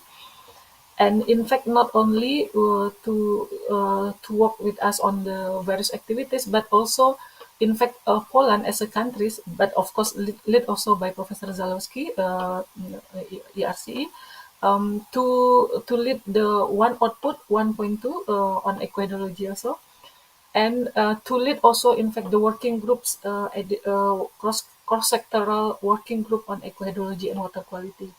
So of course, different countries contribute with or work together with us in different topic of water. But for Poland, most collaboration framework so far that we have mostly on eco-hydrology and water quality related activities. But we welcome to work together with, as you have seen just now, we have many other priorities areas and key outputs that we need to achieve. So we encourage all countries to work with us either as a member of working group or as a contributors to specific output, or just to work in as partner in implementing various projects or activities. This is also our interest, and we welcome to all of you. Or maybe also to start this water education global indicator. That's also another potential. We welcome for all collaboration and partnership with us related to water. Thank you. Thanks, Sophie. It's very helpful. I'm going to exercise my chair's discretion and allow one more question from the gentleman over there. Thank you very much, Mr. Chairman. Actually, thank you all for these very stimulating presentations. I'm Hassan from Turkey. I'm the rector of Işık University. I have a question for Ed. Actually, it's not a question. It's a little bit of contribution, if I may, and a comment and a question. Now, we have been talking about the reconstruction of the cities. This is a great topic. And of course, in the present day situation, it is very, very understandable. However, this concept of post-industrial cities is a very large one. Actually, there is the reconstruction of the cities on the one hand, but there is also the transformation of the cities on the other hand, which is, I guess, a more general and more intriguing subject. Bilgi University in Istanbul, for example, contributed to the transformation of the environment because when it was first founded, the location and the district was totally full of the Roman gypsy citizens, and they did a lot for the transformation and bettering of those people. Well, on a smaller local size and scale, these are more doable things, and I guess that is one of the most important responsibility of the universities. However, when you go into a larger scale, like the scale of Istanbul, a city of more than 20 million people, and more than 5 million people now immigrated to the city, what would be the other remedies or the tools and the instruments of, making an intervention to the present-day existing situation of the city? And the other point is, this transformation might have a totally different understanding as long as the post-industrial city concept is concerned, because Istanbul is now being teared down or demolished totally because of the gentrification of the city. This is, I guess, a more and more burning factor because the demolishing of the city for the sake of gentrification is also the demolishing of the history, the demolishing of the identity, the demolishing of the memories. So what would you be your reflection on these issues, if I may ask? Thank you very much. Yeah, it works. Okay, thank you for that question. Well, I started out by already generalizing, so not just looking very specifically at the post-industrial thing, although this has triggered especially the unique network as a starting point, but indeed looking more general at city transformations. And I would say, of course, there is not just one definition. It's a very rich world where transformations can be very local and very specific, where a single university or a single group within a university can make a difference by being a civic university engaging with its local environment and making a change. But then there are changes that are more encompassing, which take more time, more effort, more people, where you will have to build, you need an entire university. In the case of our convergence, we bring together 3 academic institutions. Some of the programs have short horizons, others, like the transformation of the port, is something that must happen within the next decade. And there are other things, for example, some of the health, the equity in healthcare is a very worrisome thing, you know. So depending on the postcode in the city of Rotterdam, your average lifetime expectancy maybe differ by 7 or 8 years, and those are averages. So the extremes are even much higher. So what do you do to change that in a city? That must be a plan that takes at least 20, 30 years and involves many parties. So I think it's a very rich world with different levels of aggregation, and there are many sensible levels at which we can contribute. And perhaps some of the things transcend the cities and only have solutions on a European level. This is why we're discussing it here as well. So I see many levels at which we can do it, and the more complicated the question, the longer the horizon, the more people involved, and also the more involved the organization and the things we will have to do. That would be my first reaction. Thanks very much, Ed. Thank you very much for the questions too. So that brings us to the end of this session. We reconvene at 11:50, so there's a refreshment break for now. So please come back in here promptly at that point. But before you go, please join me in thanking our 3 panelists today.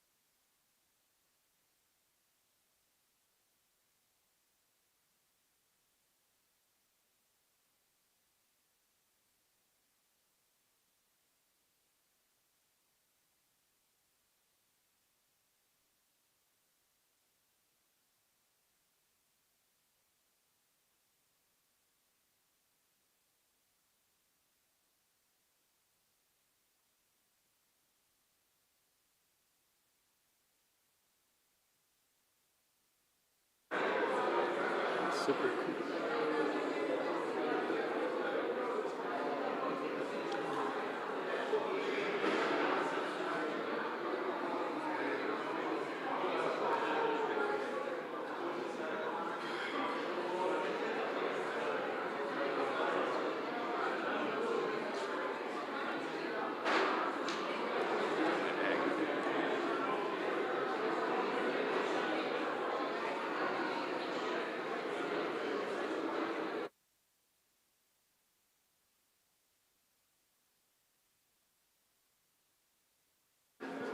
Perfect.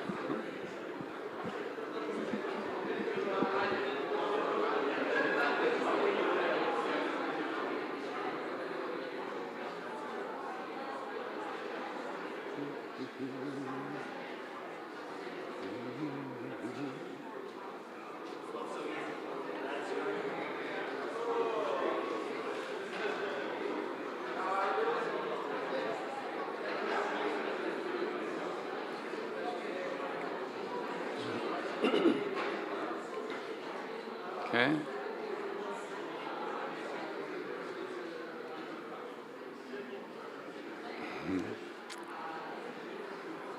Hello, everyone.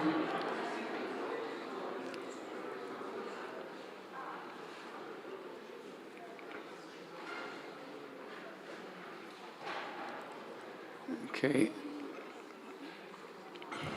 I hope you are properly caffeinated because we need your attention for the next 70 minutes. Welcome to this panel on case studies of universities which have actually contributed to the reconstruction in different situations and locations.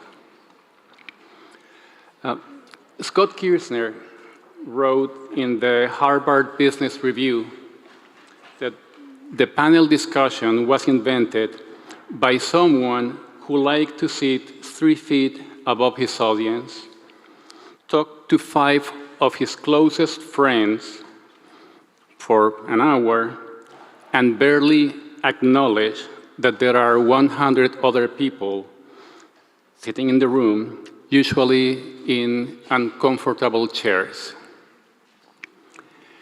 I think that's not the case in this occasion. We will be indeed about 3 feet above the audience. There's approximately 100 people sitting here. But we are not close friends. We just met last night.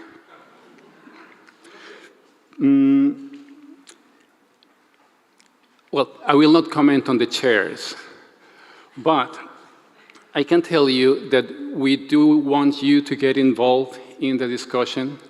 So please take notes, prepare your questions and comments, and after the panelists have their presentations, the floor will be open for your comments and questions. So that's how you prove wrong a paper in a Harvard magazine.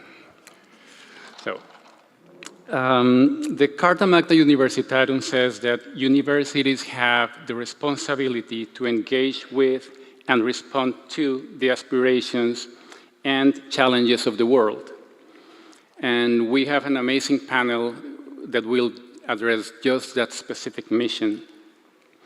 And so let me introduce the panelists all at the same time, and then I will call them one by one. So from Italy, we have Gianluca Morini, who is the rector's delegate for reconstruction from Bologna University. And he will talk about the post-flood reconstruction in the Emilia-Romagna region and how the university contributed to it. Then, from the United States, John Austin, who is a non-resident fellow at the Chicago Council on Global Affairs, and is a former president of the Michigan State Board of Education. He will talk about the role of universities in the reconstruction of the Rust Belt region in the US. And finally, from Thailand, the president of the University of Siam, Porchai Mongkonvanit, who I should also say he holds a graduate degree in finance, investment, and banking from the University of Wisconsin-Madison, which just by coincidence is in the Rust Belt. So, and he will talk about how to pay attention to the Sustainable Development Goals through these processes, with emphasis in the case of Asia. And well, my name is Ivan Pacheco, and I am MCO ambassador and a research fellow at Boston College. So, you can see we have people from 3 continents, but we have more than just geographic representation. They are representing 3 different types of settings. The first one is a natural disaster. The second one is talks about economic downturn. And the third one is like a more global, general view based on the Sustainable Development Goals. So let me tell you about the methodology, which is basically very similar to what we saw before. The panelists will speak for about 15 minutes each. And then after the 3 interviews, the floor will be open for questions. So with no further delay, I hope we have with us Professor Gianluca from the University of Bologna, who's joining us online because he just got COVID recently. Is he with us?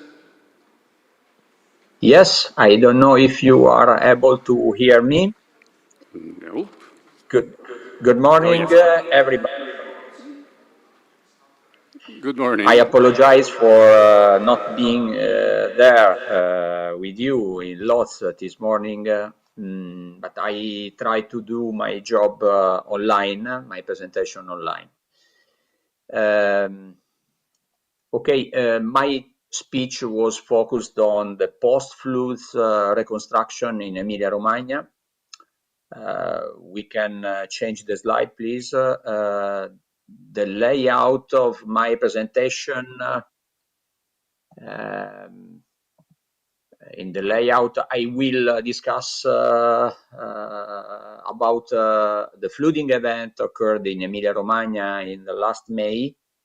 After that, I will present you the distribution of buildings in the region of the severe climatic event of the University of Bologna and the main sites involved in the floods during the last May.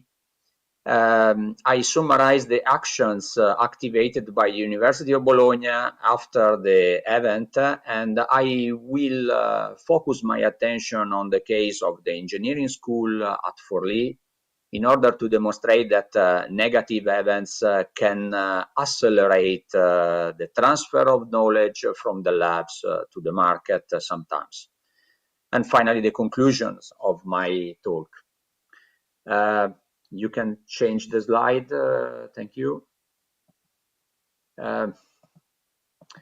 First of all, a very short description of the flood event in Emilia-Romagna. I don't know if you have news about this event, but the flood event was originated by 3 separate heavy rainfall events occurred on May 2, May 10, and May 16. If we consider the first 21 days of the month of May in our region, a huge quantity of water fell to the ground in a very short period. Just to give you some figure, the weather stations in the metropolitan city of Bologna recorded more than 200 millimeters of rain in 24 hours in May 2, and the same quantity of rain was recorded by the weather station at Modigliana, close to Forlì Cesena, and in Brisighella, close to Ravenna, on May 10 and May 16. The final result of this huge amount of water fell to the ground was that over 20 rivers and streams have broken their banks, causing flooding in 37 municipalities among Bologna, Ravenna, Forlì Cesena, Rimini. In addition, authorities reported more than 300 landslides originated by the water. You can change the slide, please. Yeah, you can see in this slide the geographical distribution of the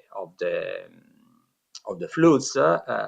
With the red color, you have in the region of Emilia-Romagna the location in which the most significant floods were located. In order to summarize the main figures of this event, connected to the flood event, we had 13 fatalities, more than 36,000 evacuated people on May 20. The day after, additional 26,000 evacuated people, more than 600 closed the roads with terrific consequence in terms of mobility and transports inside the northern region of Italy. More than 300 landslides and more than 500 sheltered people as a consequence of the flood event.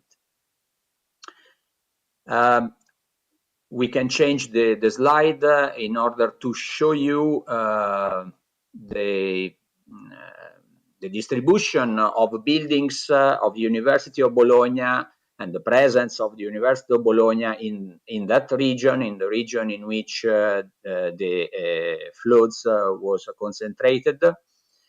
As you know, Alma Mater Studiorum University of Bologna is organized in a multi-campus structure which covers more or less the whole region interested by the flooding events.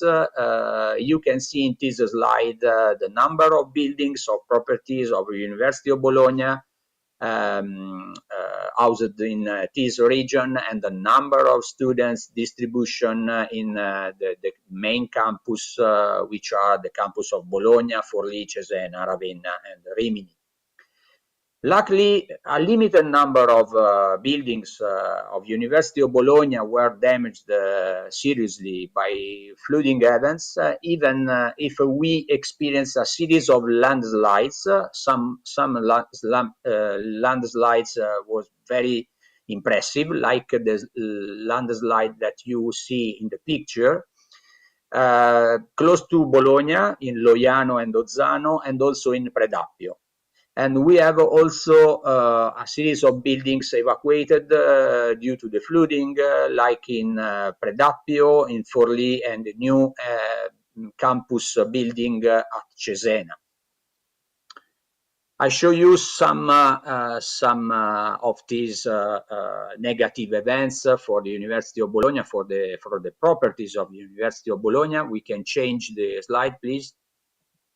For example, you can see here the landslide occurred close to Bologna in the locality of Ozzano.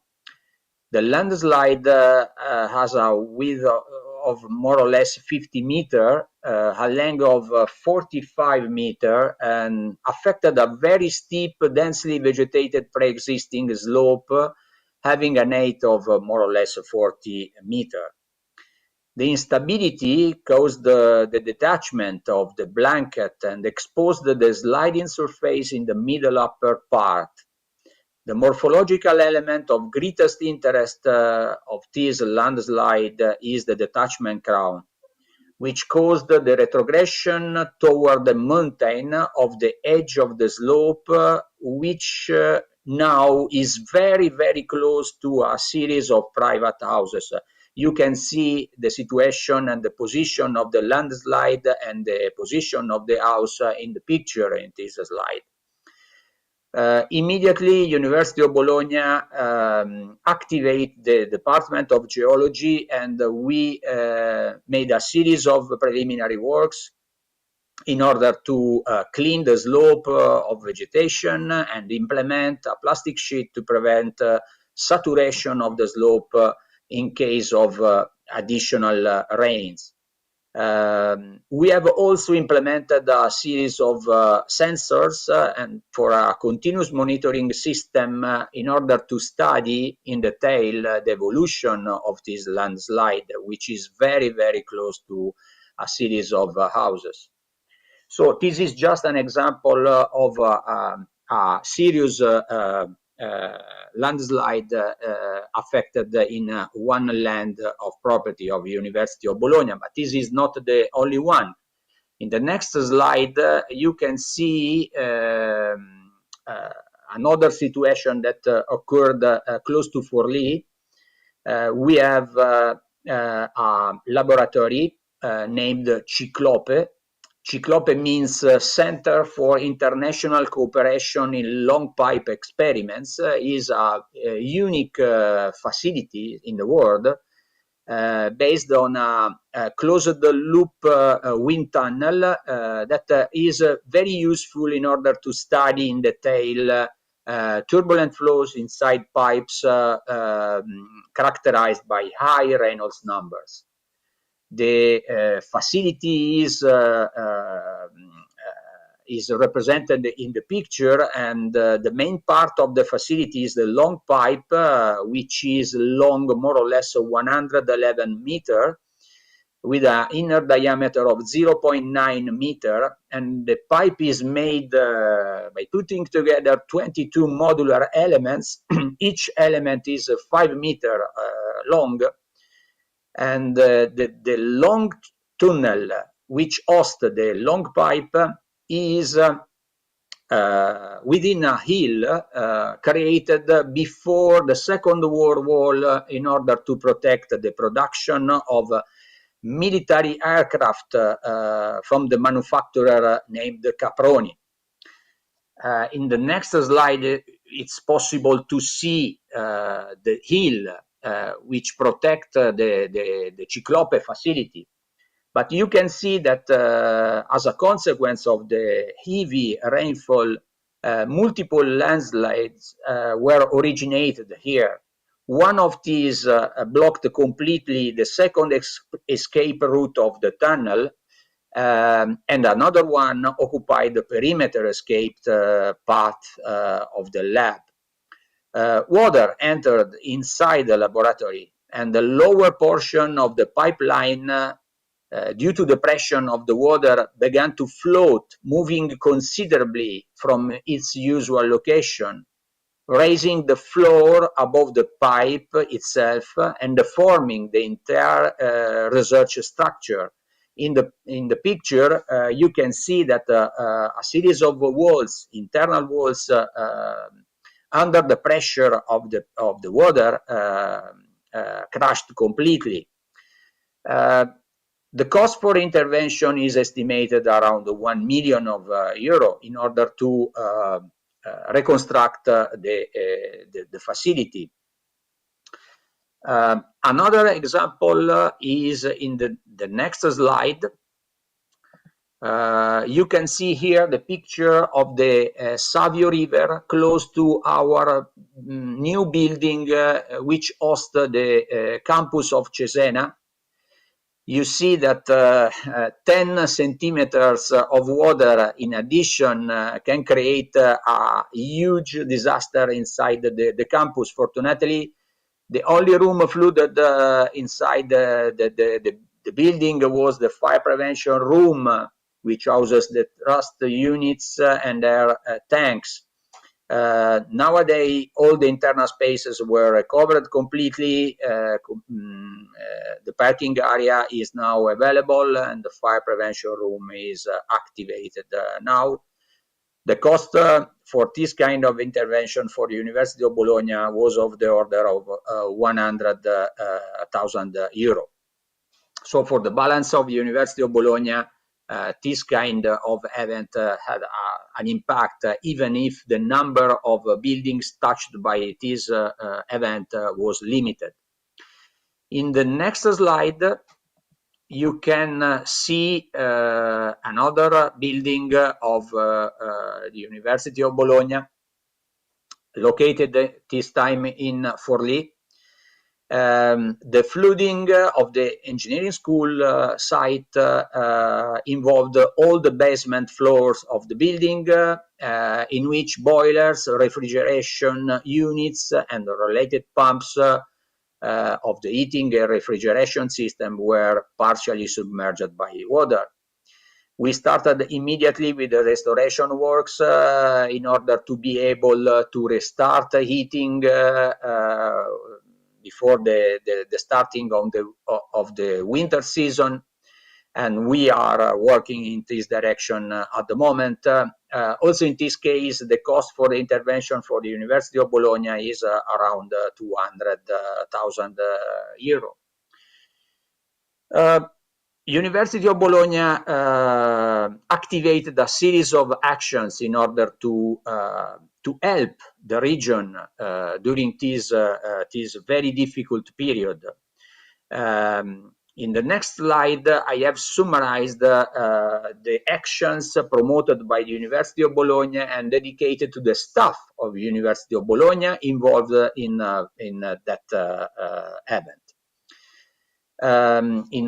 You see that we have activated the possibility for the staff to work in teleworking, or a series of satellite stations were activated in order to limit the travel of staff in the region during the period, the critical period of this crisis.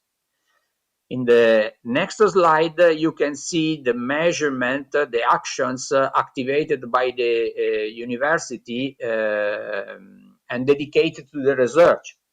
For example, university funded a series of specific research projects dedicated to the analysis of climate change and environmental disaster by using the tax scheme named in Italy 0.5% tax scheme, which is a mechanism through which Italian taxpayer may choose to give a small portion of their income tax to a voluntary organization like the University of Bologna to fund its activities.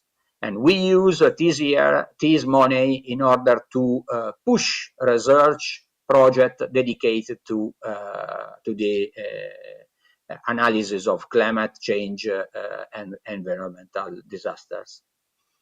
Another action was to push cooperation, to force cooperation between University of Bologna research team and regional industries for the development of innovative devices able to limit the climate change. And I show you an example this morning. In the next slide, you can see the actions activated for students. For example, the fee exemptions was prolonged from the last academic year to this academic year for the students going from this region. And finally, in the next slide, a series of actions addressed to the society made by University of Bologna after the disaster are condensated, are summarized. I want to stress the agreement signed by University of Bologna with the commissioner structure for the management of the crisis after the disaster, in which University of Bologna gives a scientific support and technical support to the commissioner structure, or the activation of a group of experts from University of Bologna to advise municipalities on landslides, agriculture, hydraulics, and hydrology issues highlighted during the crisis. Another point very interesting is the partnership that are born after the disaster. A series of partnership with external partners allow to co-finance building intervention at the University of Bologna. And I show you an example of this partnership in the next slide. As you remember, the case of the engineering school at Forlì in which the flooding completely destroyed, let's say, the chillers and the boilers of the building. All the chiller and the boiler were out of use after the flooding, so that means no air conditioning, no ventilation, no heating in the whole building after the flood. University of Bologna was contacted by two external industrial partners of some research team of the University of Bologna, Galletti and Danfoss. Galletti is a manufacturer of chiller and heat pumps based close to Bologna. Danfoss is a well-known worldwide company. It's a Danish company of components for heating, ventilation, and air conditioning systems. The idea was to replace the existing boiler and chiller of the engineering school of Forlì with innovative electrical heat pumps using propane as a working fluid, never tested before under real working conditions, but studied and developed with the contribution of a research team of the University of Bologna. So, in that way, we transform a negative event in the possibility to accelerate the transfer of knowledge from the labs of university to the market. And in the next slide, you can see why the propane as a working fluid was proposed for this new generation of heat pumps.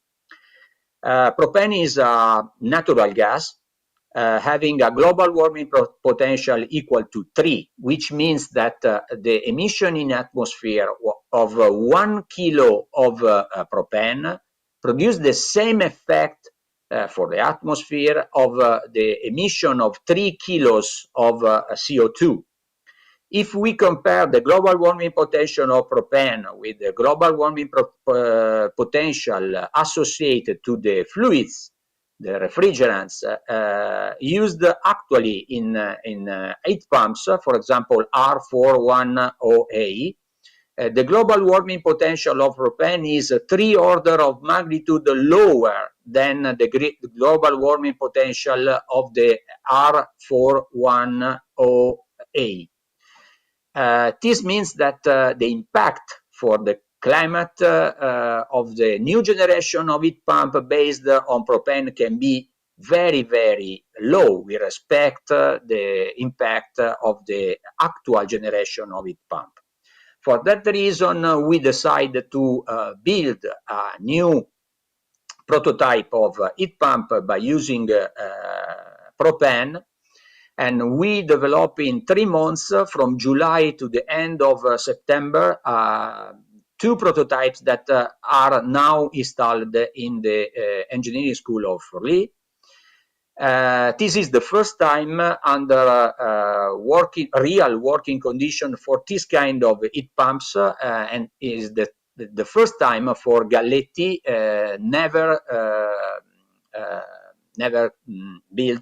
never designed this kind of heat pump before. So this is just an example of the possibility that a negative event can give in order to push in the direction of accelerated transfer of knowledge from the laboratory of the industry, the laboratory of the industry and also the laboratory of the university to the market. In the next slide, you can see the new energy house of the engineering school of Forlì, and the connection of the energy house with the heat pumps with the distribution system. You can change the slide, yes. Industrial partner, we have access to the recorded data about the performance of this new system during the next 2 years, and all the prototypes are for free for University of Bologna. So we obtain a new system, and we test the new system thanks to the cooperation with external industries. So my conclusions. The conclusions is that even in correspondence of very negative events like the severe climatic event of May 2023 in Emilia-Romagna, it's possible to transform a negative event in a positive event by accelerate the transfer of knowledge from the labs of university to the market. And the contribution of university during and after these negative events can be for sure in terms of shared knowledge. Our researchers, our experts can help municipalities, civil protection teams to face problems during and after these natural events, but also in terms of addressed research. And we have a lot of research teams involved in all the universities in the world that can contribute in a positive way to face these kind of problems. The last point is that sometimes university can use their building stock as an open lab for testing innovative devices and to accelerate the transition, the energy transition that is evident that we need to do as soon as possible. Thank you for your attention, and I hope that my online presentation was okay, and I'm available for your questions. Thank you very much, Enrique.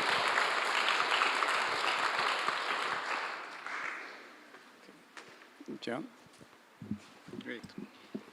Thank you. John Austin from Michigan in the United States. I'm honored to be with you, and I so much appreciate the spirit and the orientation of this gathering. And I'm delighted to share what I can on the topic that I was requested, what we can learn from the US and North American experience of universities' role in community regeneration. I was disabused by earlier presentations that all your universities here are ancient, which is our perception. But I think on balance, our universities, like much in the New World, are much younger. And I was reminded of this when last year I had a study tour of European leaders of economic change and transformation to come to the American Midwest, and giving them a tour of the University of Michigan, where I am based. And I was pointing out this is one of our older universities in the Midwest, founded in 1819. I'd gotten to know some of the study tour members, so I pointed to German Jörg Hemne. I said, I understand you attended a somewhat older university. He said, yes, Tübingen, founded 1477. But even though our universities are much younger, they've been central to our economic growth and dynamism in our country, as well as helping us in our industrial heartlands cope with dramatic economic restructuring. Now, Ivan last night told me that he was not familiar with the term Rust Belts from Colombia. Maybe you're blessed you don't have a Rust Belt, but most of our countries have Rust Belts. The region that was the heavy industry, the heavy manufacturing that powered our economic national wealth and strength during the 19th and 20th century. In our case, it's the industrial Midwest, Great Lakes region where I'm from. It's the north of England, it's the north of France. I understand Donbass is Ukraine's Rust Belt. And most of these regions are going through a very spotty and difficult restructuring from these industries that made us great as they've restructured or disappeared completely. But I would say our universities in my country, and I would warrant yours too, are a central, perhaps the central fulcrum for regional and national and local regeneration, economic renewal, cultural and spiritual renewal, including after disastrous and destructive events. Wars, yes. Natural disasters, as we just heard, yes. But also the collapse and even disappearance of the industries that gave jobs and pride and identity to people across our heartland regions. And all of our countries and many communities in the US have experienced the collapse of their defining industry. And we've done events on industrial heartland transformation, international sharing of lessons, but some of the most pointed testimony came from leaders of regions like Mayor Mike Bradley of Sarnia, Ontario, which is a chemical town or former chemical town right across the border in Canada from Michigan. And he described industrial decline is felt and described akin to violence. This I'm quoting Mayor Bradley. Quickly, brutally, jobs in the sector were lost. It was a violent change. Huge drop in industrial sector jobs, a brutal, even violent downturn. It was like something out of the Bible. It led to a lot of bitterness in the community. People feel this loss of who they are, their identity, and they're mad and upset and disempowered.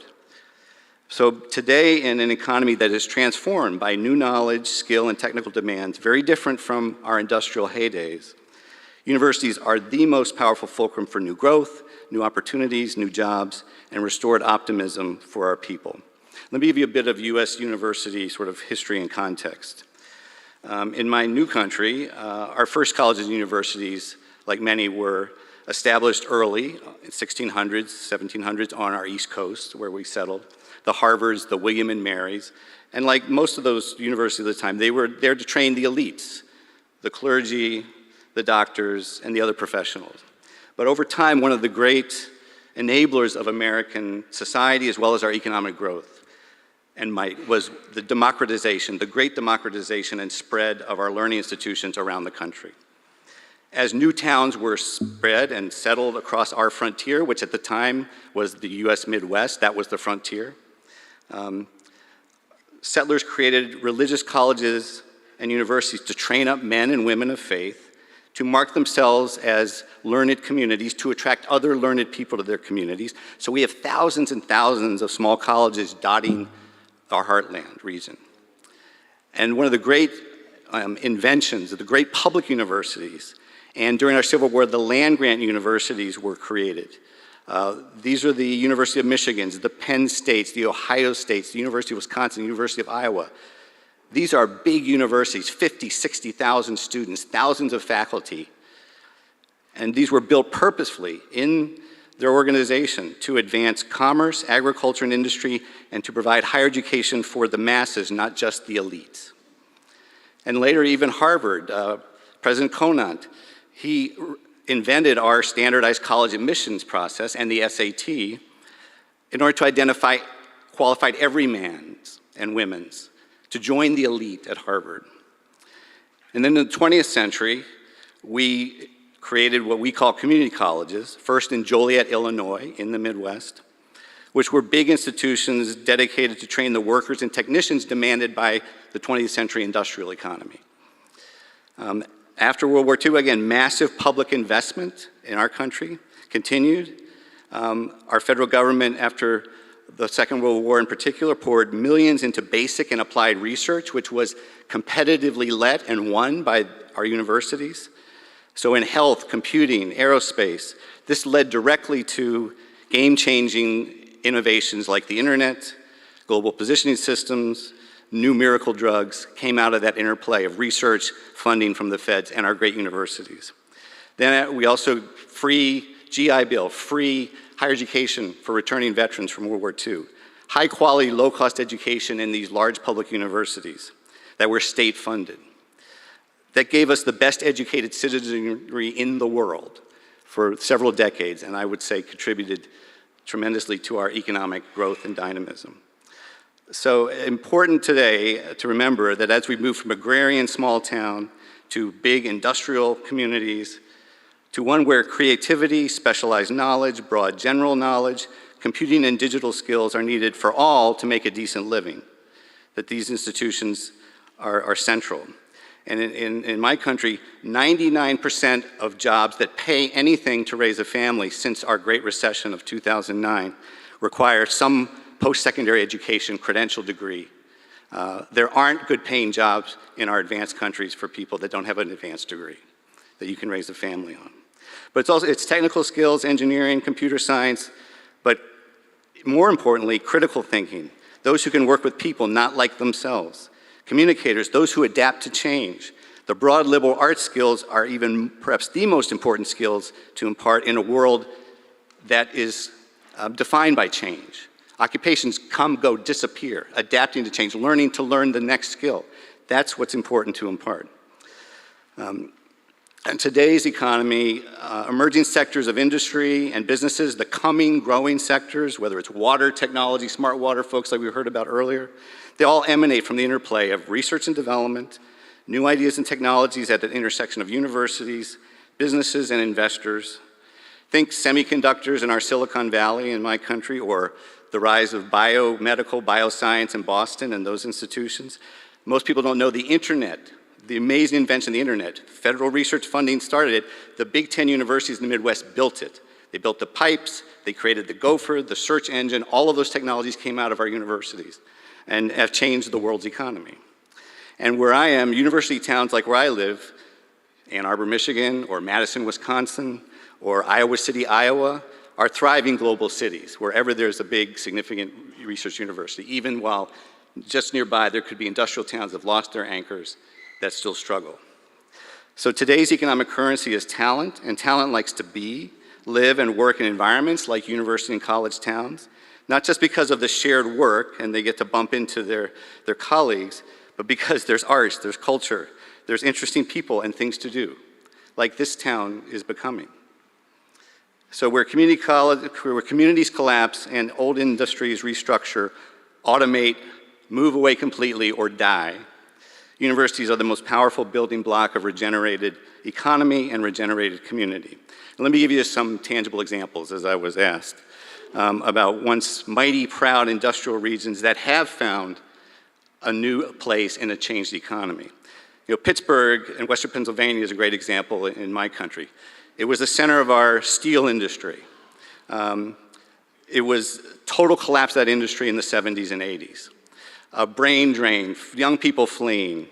But they leaned into their assets. Carnegie Mellon University, University of Pittsburgh, attracted some science research institutes. Their horsepower in computer science, data science, robotics, AI have made them the tech leader and medical devices and products and technologies have made them a regenerated high-tech community in Pittsburgh again, thriving. If you go to Pittsburgh, it looks like a thriving global city. Now, the towns outside where they lost their steel town anchors are still struggling. But Pittsburgh has come back. Now it's attracting talent and young people to this place, a creative place of high tech. Lowell, Massachusetts, I put on this list because coming to Łódź here, it looks exactly like Lowell, Massachusetts, including where we're staying at that Venus Hotel, where this same giant textile making buildings, which textile was gone. I mean, Lowell was and Lawrence were the birthplace of our industrial revolution in the United States. But the textile long disappeared from Lowell. But what's happened is leaning into University of Lowell Polytechnic, rehabitating and leveraging those beautiful facilities. They're filled now with tech firms, offices, condos. There's also our first national park. Some of you have been to America, you know national parks we're very proud of. The first historical heritage national park was the Lowell Heritage Park, to celebrate that textile industry and the people that made it. And so it's a national park quality environment where you can explore the history of that. And I would say to some of the comments earlier, some of the most effective transformations of old industry communities into new is to build on who you are and honor it and rehabilitate your community on the bones of what made you great, so that people can see it, they can feel it, and they can respect it. Upper Peninsula in Michigan is another example. This is a remote region. It was the center of iron and copper mining in the late 1800s. A lot of European settlers came there who knew how to mine. It was going to be the capital of Michigan because that's where all the economic action was. The mining industry disappeared, 100 years ago. But our leadership put 3 universities up in this remote area: Michigan Tech, Northern Michigan, and Lake Superior State. Those universities have been a fulcrum for remote community innovation and regeneration. Michigan Tech has 5,000 engineers that are solving world problems in energy, computing, sensing, smart water technologies. They have more intellectual property per capita coming out of that 7,000, 8,000 person university than any other in our country. More intellectual property, more new patents and technologies. Erie, Pennsylvania, on Great Lakes. I took my European group to them. It's still in transition, much like this community. But there's an industrial town, been through several arcs of development: toys, bikes, locomotives, machines. they're working on their next regeneration. But we visited Pennsylvania State, one of these land-grant universities has a regional campus, Penn State Barron.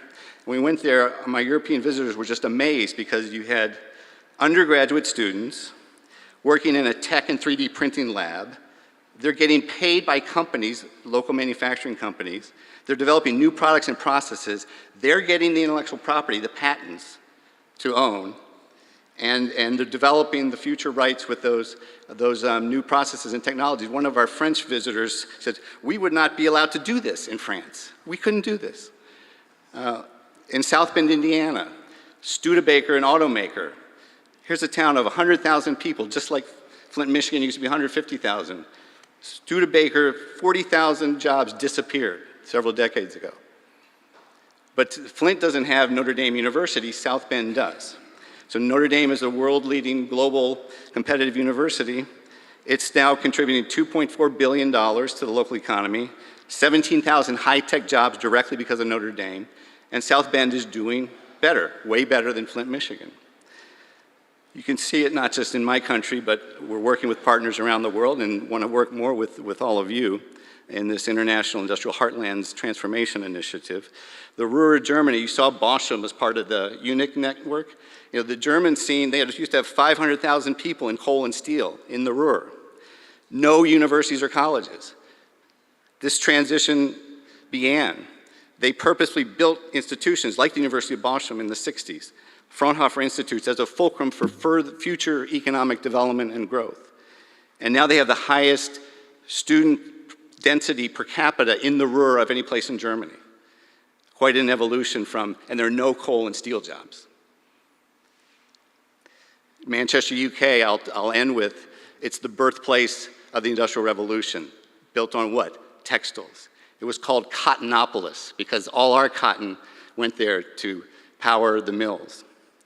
Now those mills, or cotton mills, are long gone. Manchester's an old industrial town, but because it's got University of Manchester, which has the largest student share of the population of any university town in the UK, it's drawing in young talent. It's rewriting itself just as this community is, as a life sciences, creative, cultural capital, and is doing better than many of the other older industrial towns nearby. So my message to you is you can't have too many colleges and universities. Ensuring free inquiry is key. Even if you care about the economy and creating jobs, the state cannot and should not direct what disciplines are valuable and what type of education will be rewarded. You don't know that. You don't know where the creative genius is going to come from who invents the new thing. Could be the artist, likely we will be.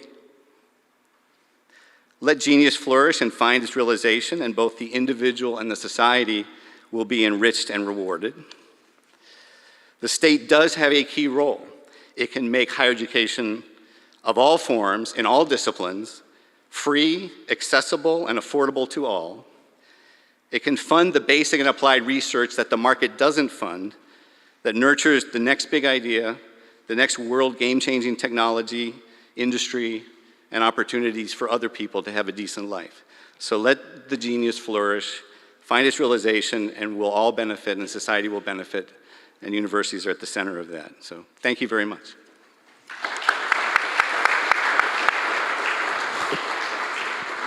Thank you very much, John. And I would like to invite Portney to join us. Are you still here? Did you run away?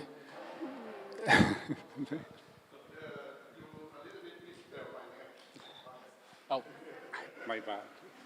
I'm not sure whether you call me. Thank you. By the way, I have, okay, that's good. So I'm very much delighted to represent Asia because it's a very big continent. And I have just discovered that I'm the only Asian, the only representative from Asian institution in this conference. So I'll do my best. Secondly, I also like to thank the editors of World University News that mentioned about the situation in my country, in Thailand.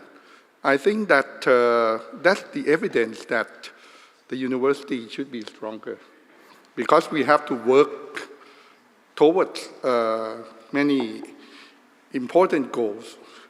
And I come here in order to seek the collaboration, the friends, in order that we can make ourselves stronger.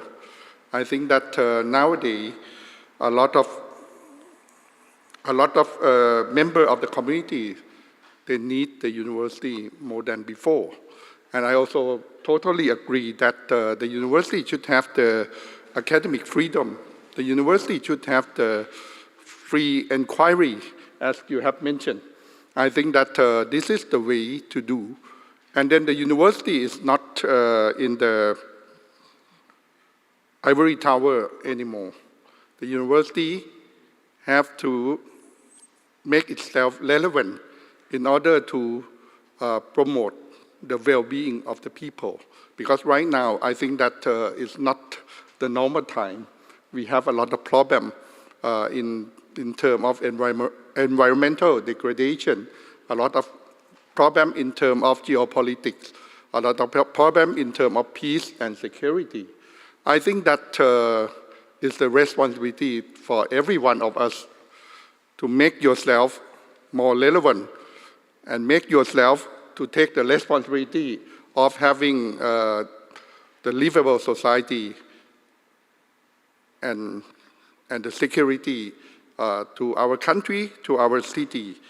And when you give me the title that to talk about case of Asia, I think that is also very difficult, because Asia is very, very large. It probably is too large. Asia accounting for 3/4 of the world population and resources. 3/4, 70%. And we also have the fast-growing economy. And I also did a little bit research. I have found that 3 out of 5 top 5 global economies are also in Asia. That is Japan, China, and India. They are also in Asia. And then half of the world, I also have learned that half of the world carbon dioxide and methane emission also happen in Asia. So you cannot solve this kind of problem without the full participation of Asia and Asian institutions. I think it's a time that we have to work together, because anyway, we also share the same planet, where like 3/4 of populations are in Asia. Why? About half of the emission also in Asia. And we also have the growing demands of knowledge and production in some countries in Asia, like in China and also in India. And in Asia, we also have a lot of cultural diversity. We are not the same. We also have a lot of diversity. And when you're talking about Asia, you talk about one Asia, but a lot of different within even one particular country. So I think that this is a very difficult task that you have given to me, but I do my best. And I think that in Asia, I also like to introduce to you 2 organizations. That is, the first organization is the ACD University Network. ACD is the Asian Cooperation Dialogue. What is Asia Cooperation Dialogue? It's the network of the university in Asia, that every country in Asia are the member. You have heard about South Asia, Southeast Asia, Northeast Asia. It's all divided. But we also try to have one organization that represents Asia. And right now, I think that it's already happened.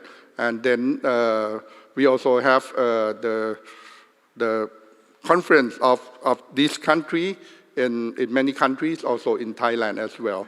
So it is like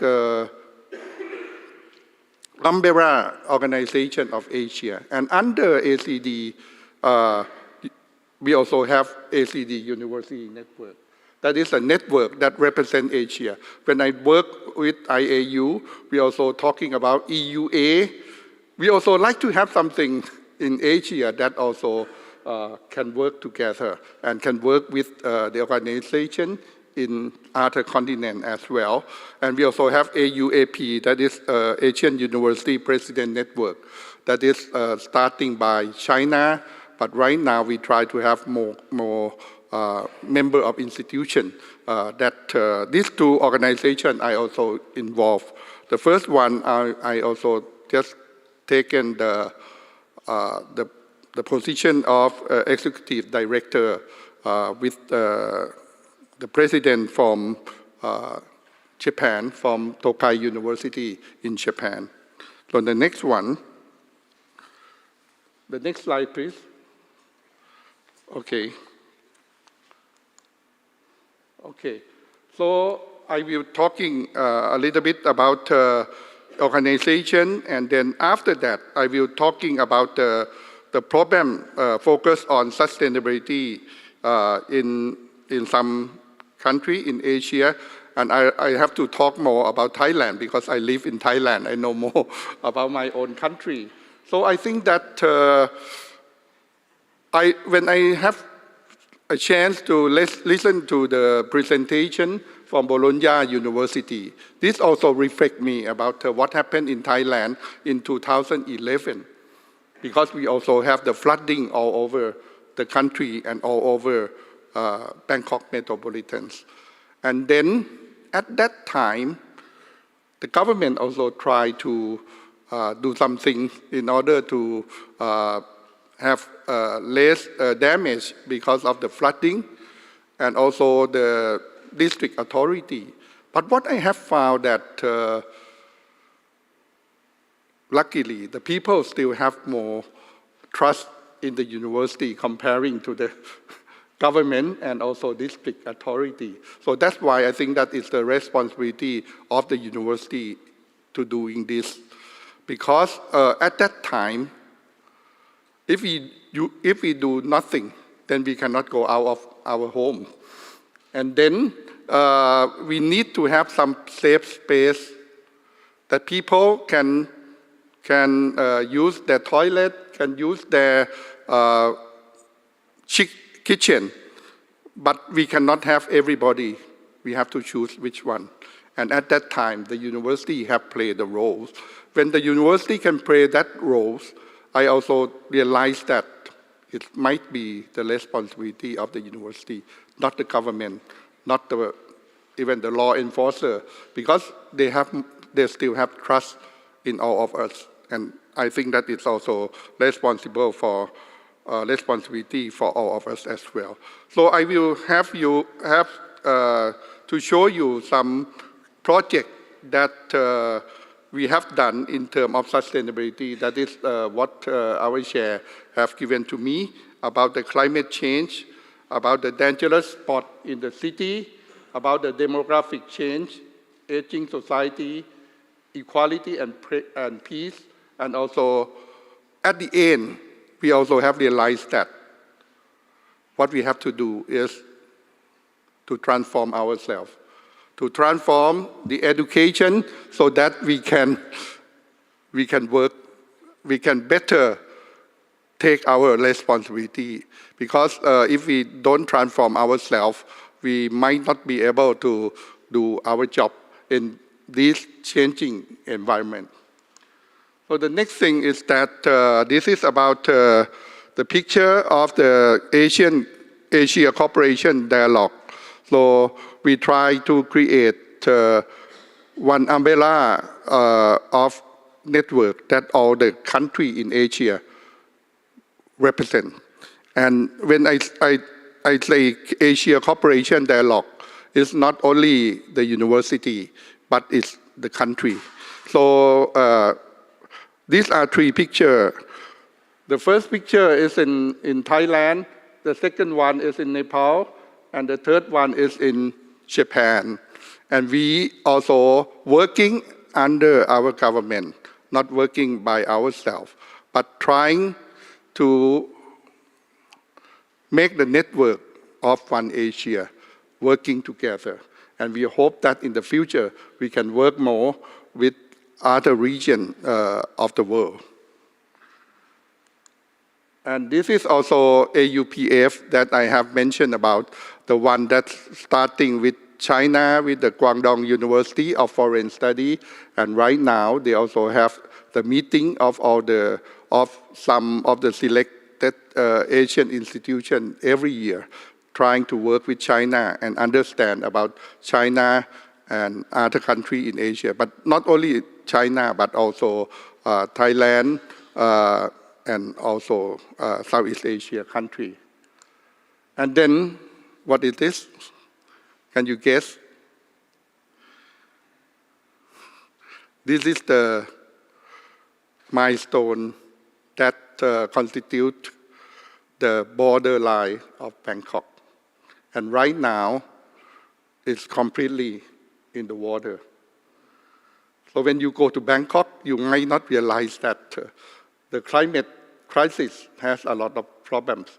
And you can see, this is the sea, and this is the milestone of Bangkok. And then every year, we have less and less land and more water into Bangkok. And when you've been to Bangkok, I think you understand that our city is almost at the sea level. It's a new land. And then every year, we have less land and more sea. And what we're trying to do is that we're trying to have the new technology to protect our land. Normally, we will plant the tree into many mangrove trees in order to stop the land erosion, but it's not enough. So we have to thinking about having the pillar, like the pillar when you make a building, but on top of the pillar, you plant the tree. And this is what we are doing. We are doing, you see the pillar, and you see the tree at the top of the pillar, and I myself also in the in the water, and the one with black T-shirt is our governor of Bangkok. In the black T-shirt. So we try our best to work with the community in order to make technology. We call this technology because we use the pillar, and then on top of the pillar is the tree, and to see whether it's possible. But right now, we also have more land, but we have to wait for a while to see whether it will really work or not. And then when we come back, I think that we also, at our university, I come back to our university, we also have announced that we try to have carbon neutrality by 2045. And then in the future, we also try to have the campus without emission vehicle. I think in some city in Europe, you also have non-emission city already. And this is our EV, our vehicle that we might be able to use in the campus without emission. And then the other project, I talk a little bit too much about Thailand, but this is what I know. This is the case study that we turn the dangerous spot in the city into healthy space. I think that in many cities you will have the dangerous place, such as the place under the flyover, under the bridge, and sometimes people also use drugs and also try to have the crime, to plan for the crime. And then we think that we like to reclaim the land into the safety space. So what we have to do is that We have to work with the community and also trying to make that land into the healthy space. But it's not that enough. When you try to do something with the community, I think that it will not be able to complete with only science or technology.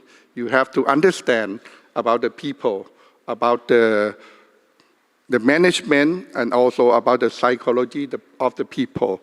And then it's not difficult to make it safe for a short time. But if you like to make it to be a good place that the people to live with each other, you have to think about what kind of benefit. How can you make them love that space and use that space in everyday life? And then we also trying to make what we call pocket garden. Pocket garden means that we make a lot of space into the small park or small garden that people can use every day. And right now, I think that we work with the Bangkok Metropolitans to have about 200 pocket garden out of nothing. Because in the past, it was like the space under the flyover, the space under the bridge, and if you would like to make this kind of thing, you have to have the community involvement. You have to make them to have the listen to use it, listen to even sometimes you have to make them to be able to do some business, also to have some souvenir, so that they will love and use that particular space. And then this is what we call is the time bank. What's mean by time bank? It means that right now, only in some country in Asia, such as in Korea, in Thailand, and in Japan, we are approaching the aging society. When we approaching the aging society, it means that we need for the people to help each other, such as the new generation also can look after the older generation. And when you're getting old, then you record what you have done. And then at the end, you also can trade your skill, such as if you know how to make your hair cut, you can do the haircut, but sometimes you also need some people to look at your garden. This is what we call is a time bank. And this is not only the one branch. We try to have time bank in many districts of Bangkok. I think that right now we have 20 to 30 districts of Bangkok to make sure that people can help each other, at least within the small area when you know each other. So, and I like to make the stress that the university, when you work with the community, it's always be interdisciplinary. You cannot achieve with only one discipline. And then you also have to make the people having trust on the university and understand about what you are doing. And you should not mandate them. You should listen to them. And then trying to have many disciplines within the university to solve the problem that they have. So the next thing is we also have, the other thing is that we try to have the soft power. That is our culture. I think that in Asia, we have a lot of soft power or cultural activities. And then we also have to promote this. And then I think that if we have the network of many countries in Asia, and then we can exchange our culture, our music, our activity, it's turned out to be the economic power as well. We don't have to just make the car or make the machinery. Sometimes we make the people understand.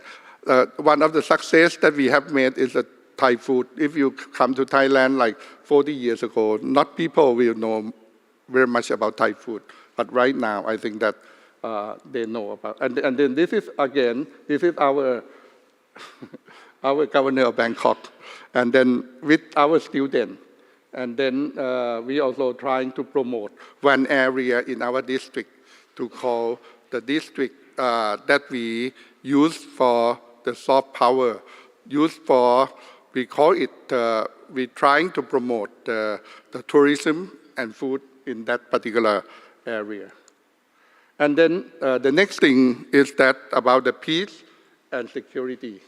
For the peace and security, I think that we also working according to the SDG, and then we also have a lot of problems. As you might know that right now, the new generation of our students, they also demand for different things. But we have to listen to them. And this is what we're trying to do, is to have the United Nations International Days of Peace. We're trying to have the activities, not only for Thai people, but for all the students in Southeast Asia and beyond. And this is when we do the celebration of the International Day of Peace. And then in terms of sustainability, this is our last year Sustainability Expo that we do it in Thailand, and we also comparing with other countries, like in Sweden as well. And also we also invite the pavilion of each of the country to show what they have done in terms of the sustainability. And I think that since we don't have enough time, I'd like to say that if we like to really have the university that will be useful to the people, what we need is we need to have a network to work together so that the good idea from Europe or the good idea from Asia or the good idea from the US can be really scaled up. And then we're thinking about what our speaker from the US, President John Austin, has mentioned. Why don't we trying to scale up what you do in the US, in the Midwest or in the US, to be scaled up in the world, in the global level? I think that this is the opportunity for MCU to work to transform the university and to scale up in the global level. And I think that we very much really need this in this time of conflict, this time of environmental degradation, this time of the problem. And I think that as I have worked with a very small community, I have found that the people has lost the trust in many organizations. They might have lost the trust in the university, but comparing to other organizations, they still have more hope on us. So I think that that's the reason that we should work together. We should try our best to promote the values of MCU, not only in particular area of the world, but spread it all over the world. And at the same time, to add the values in other continents, in other areas, to combine and make our university to be the hope of the people. Thank you very much. Thank you very much.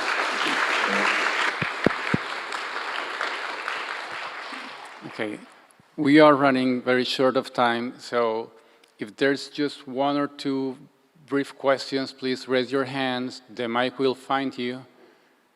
And otherwise, lunch is waiting for us. So thank you so much, and please join me saying thank you to... Excuse me? Yes.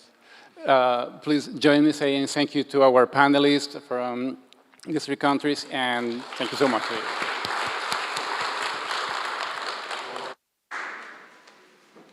Feel free to stay put, it'll be a little quicker. Thank you, Ivan.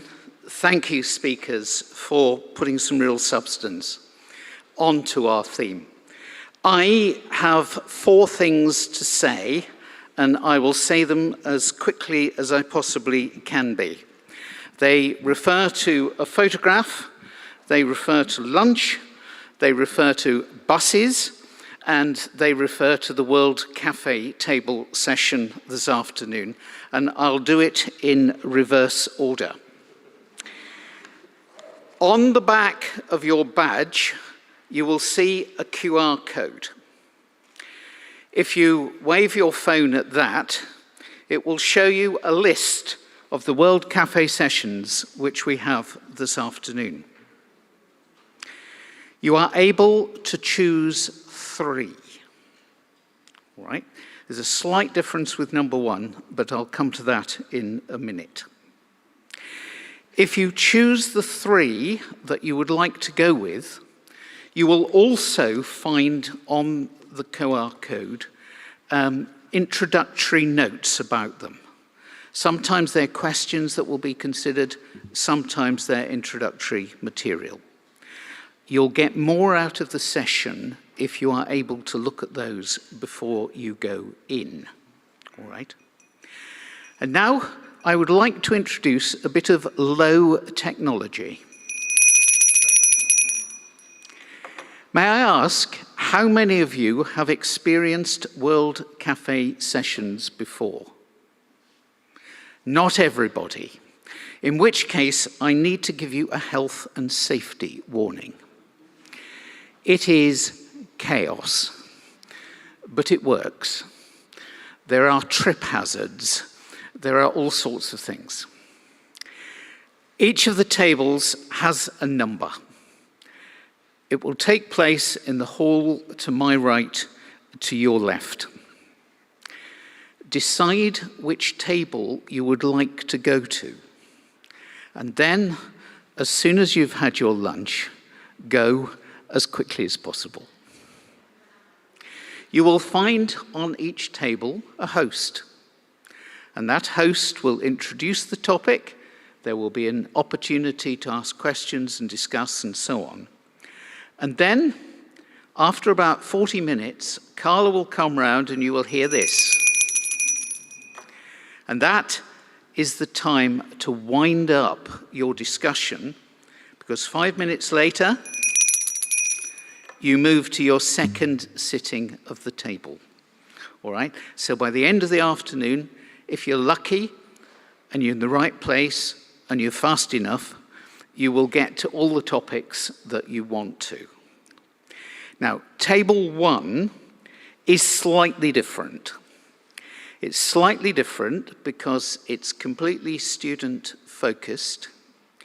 It will feature the 5 winners of our essay competition, who will be reading their essays and discussing their essays.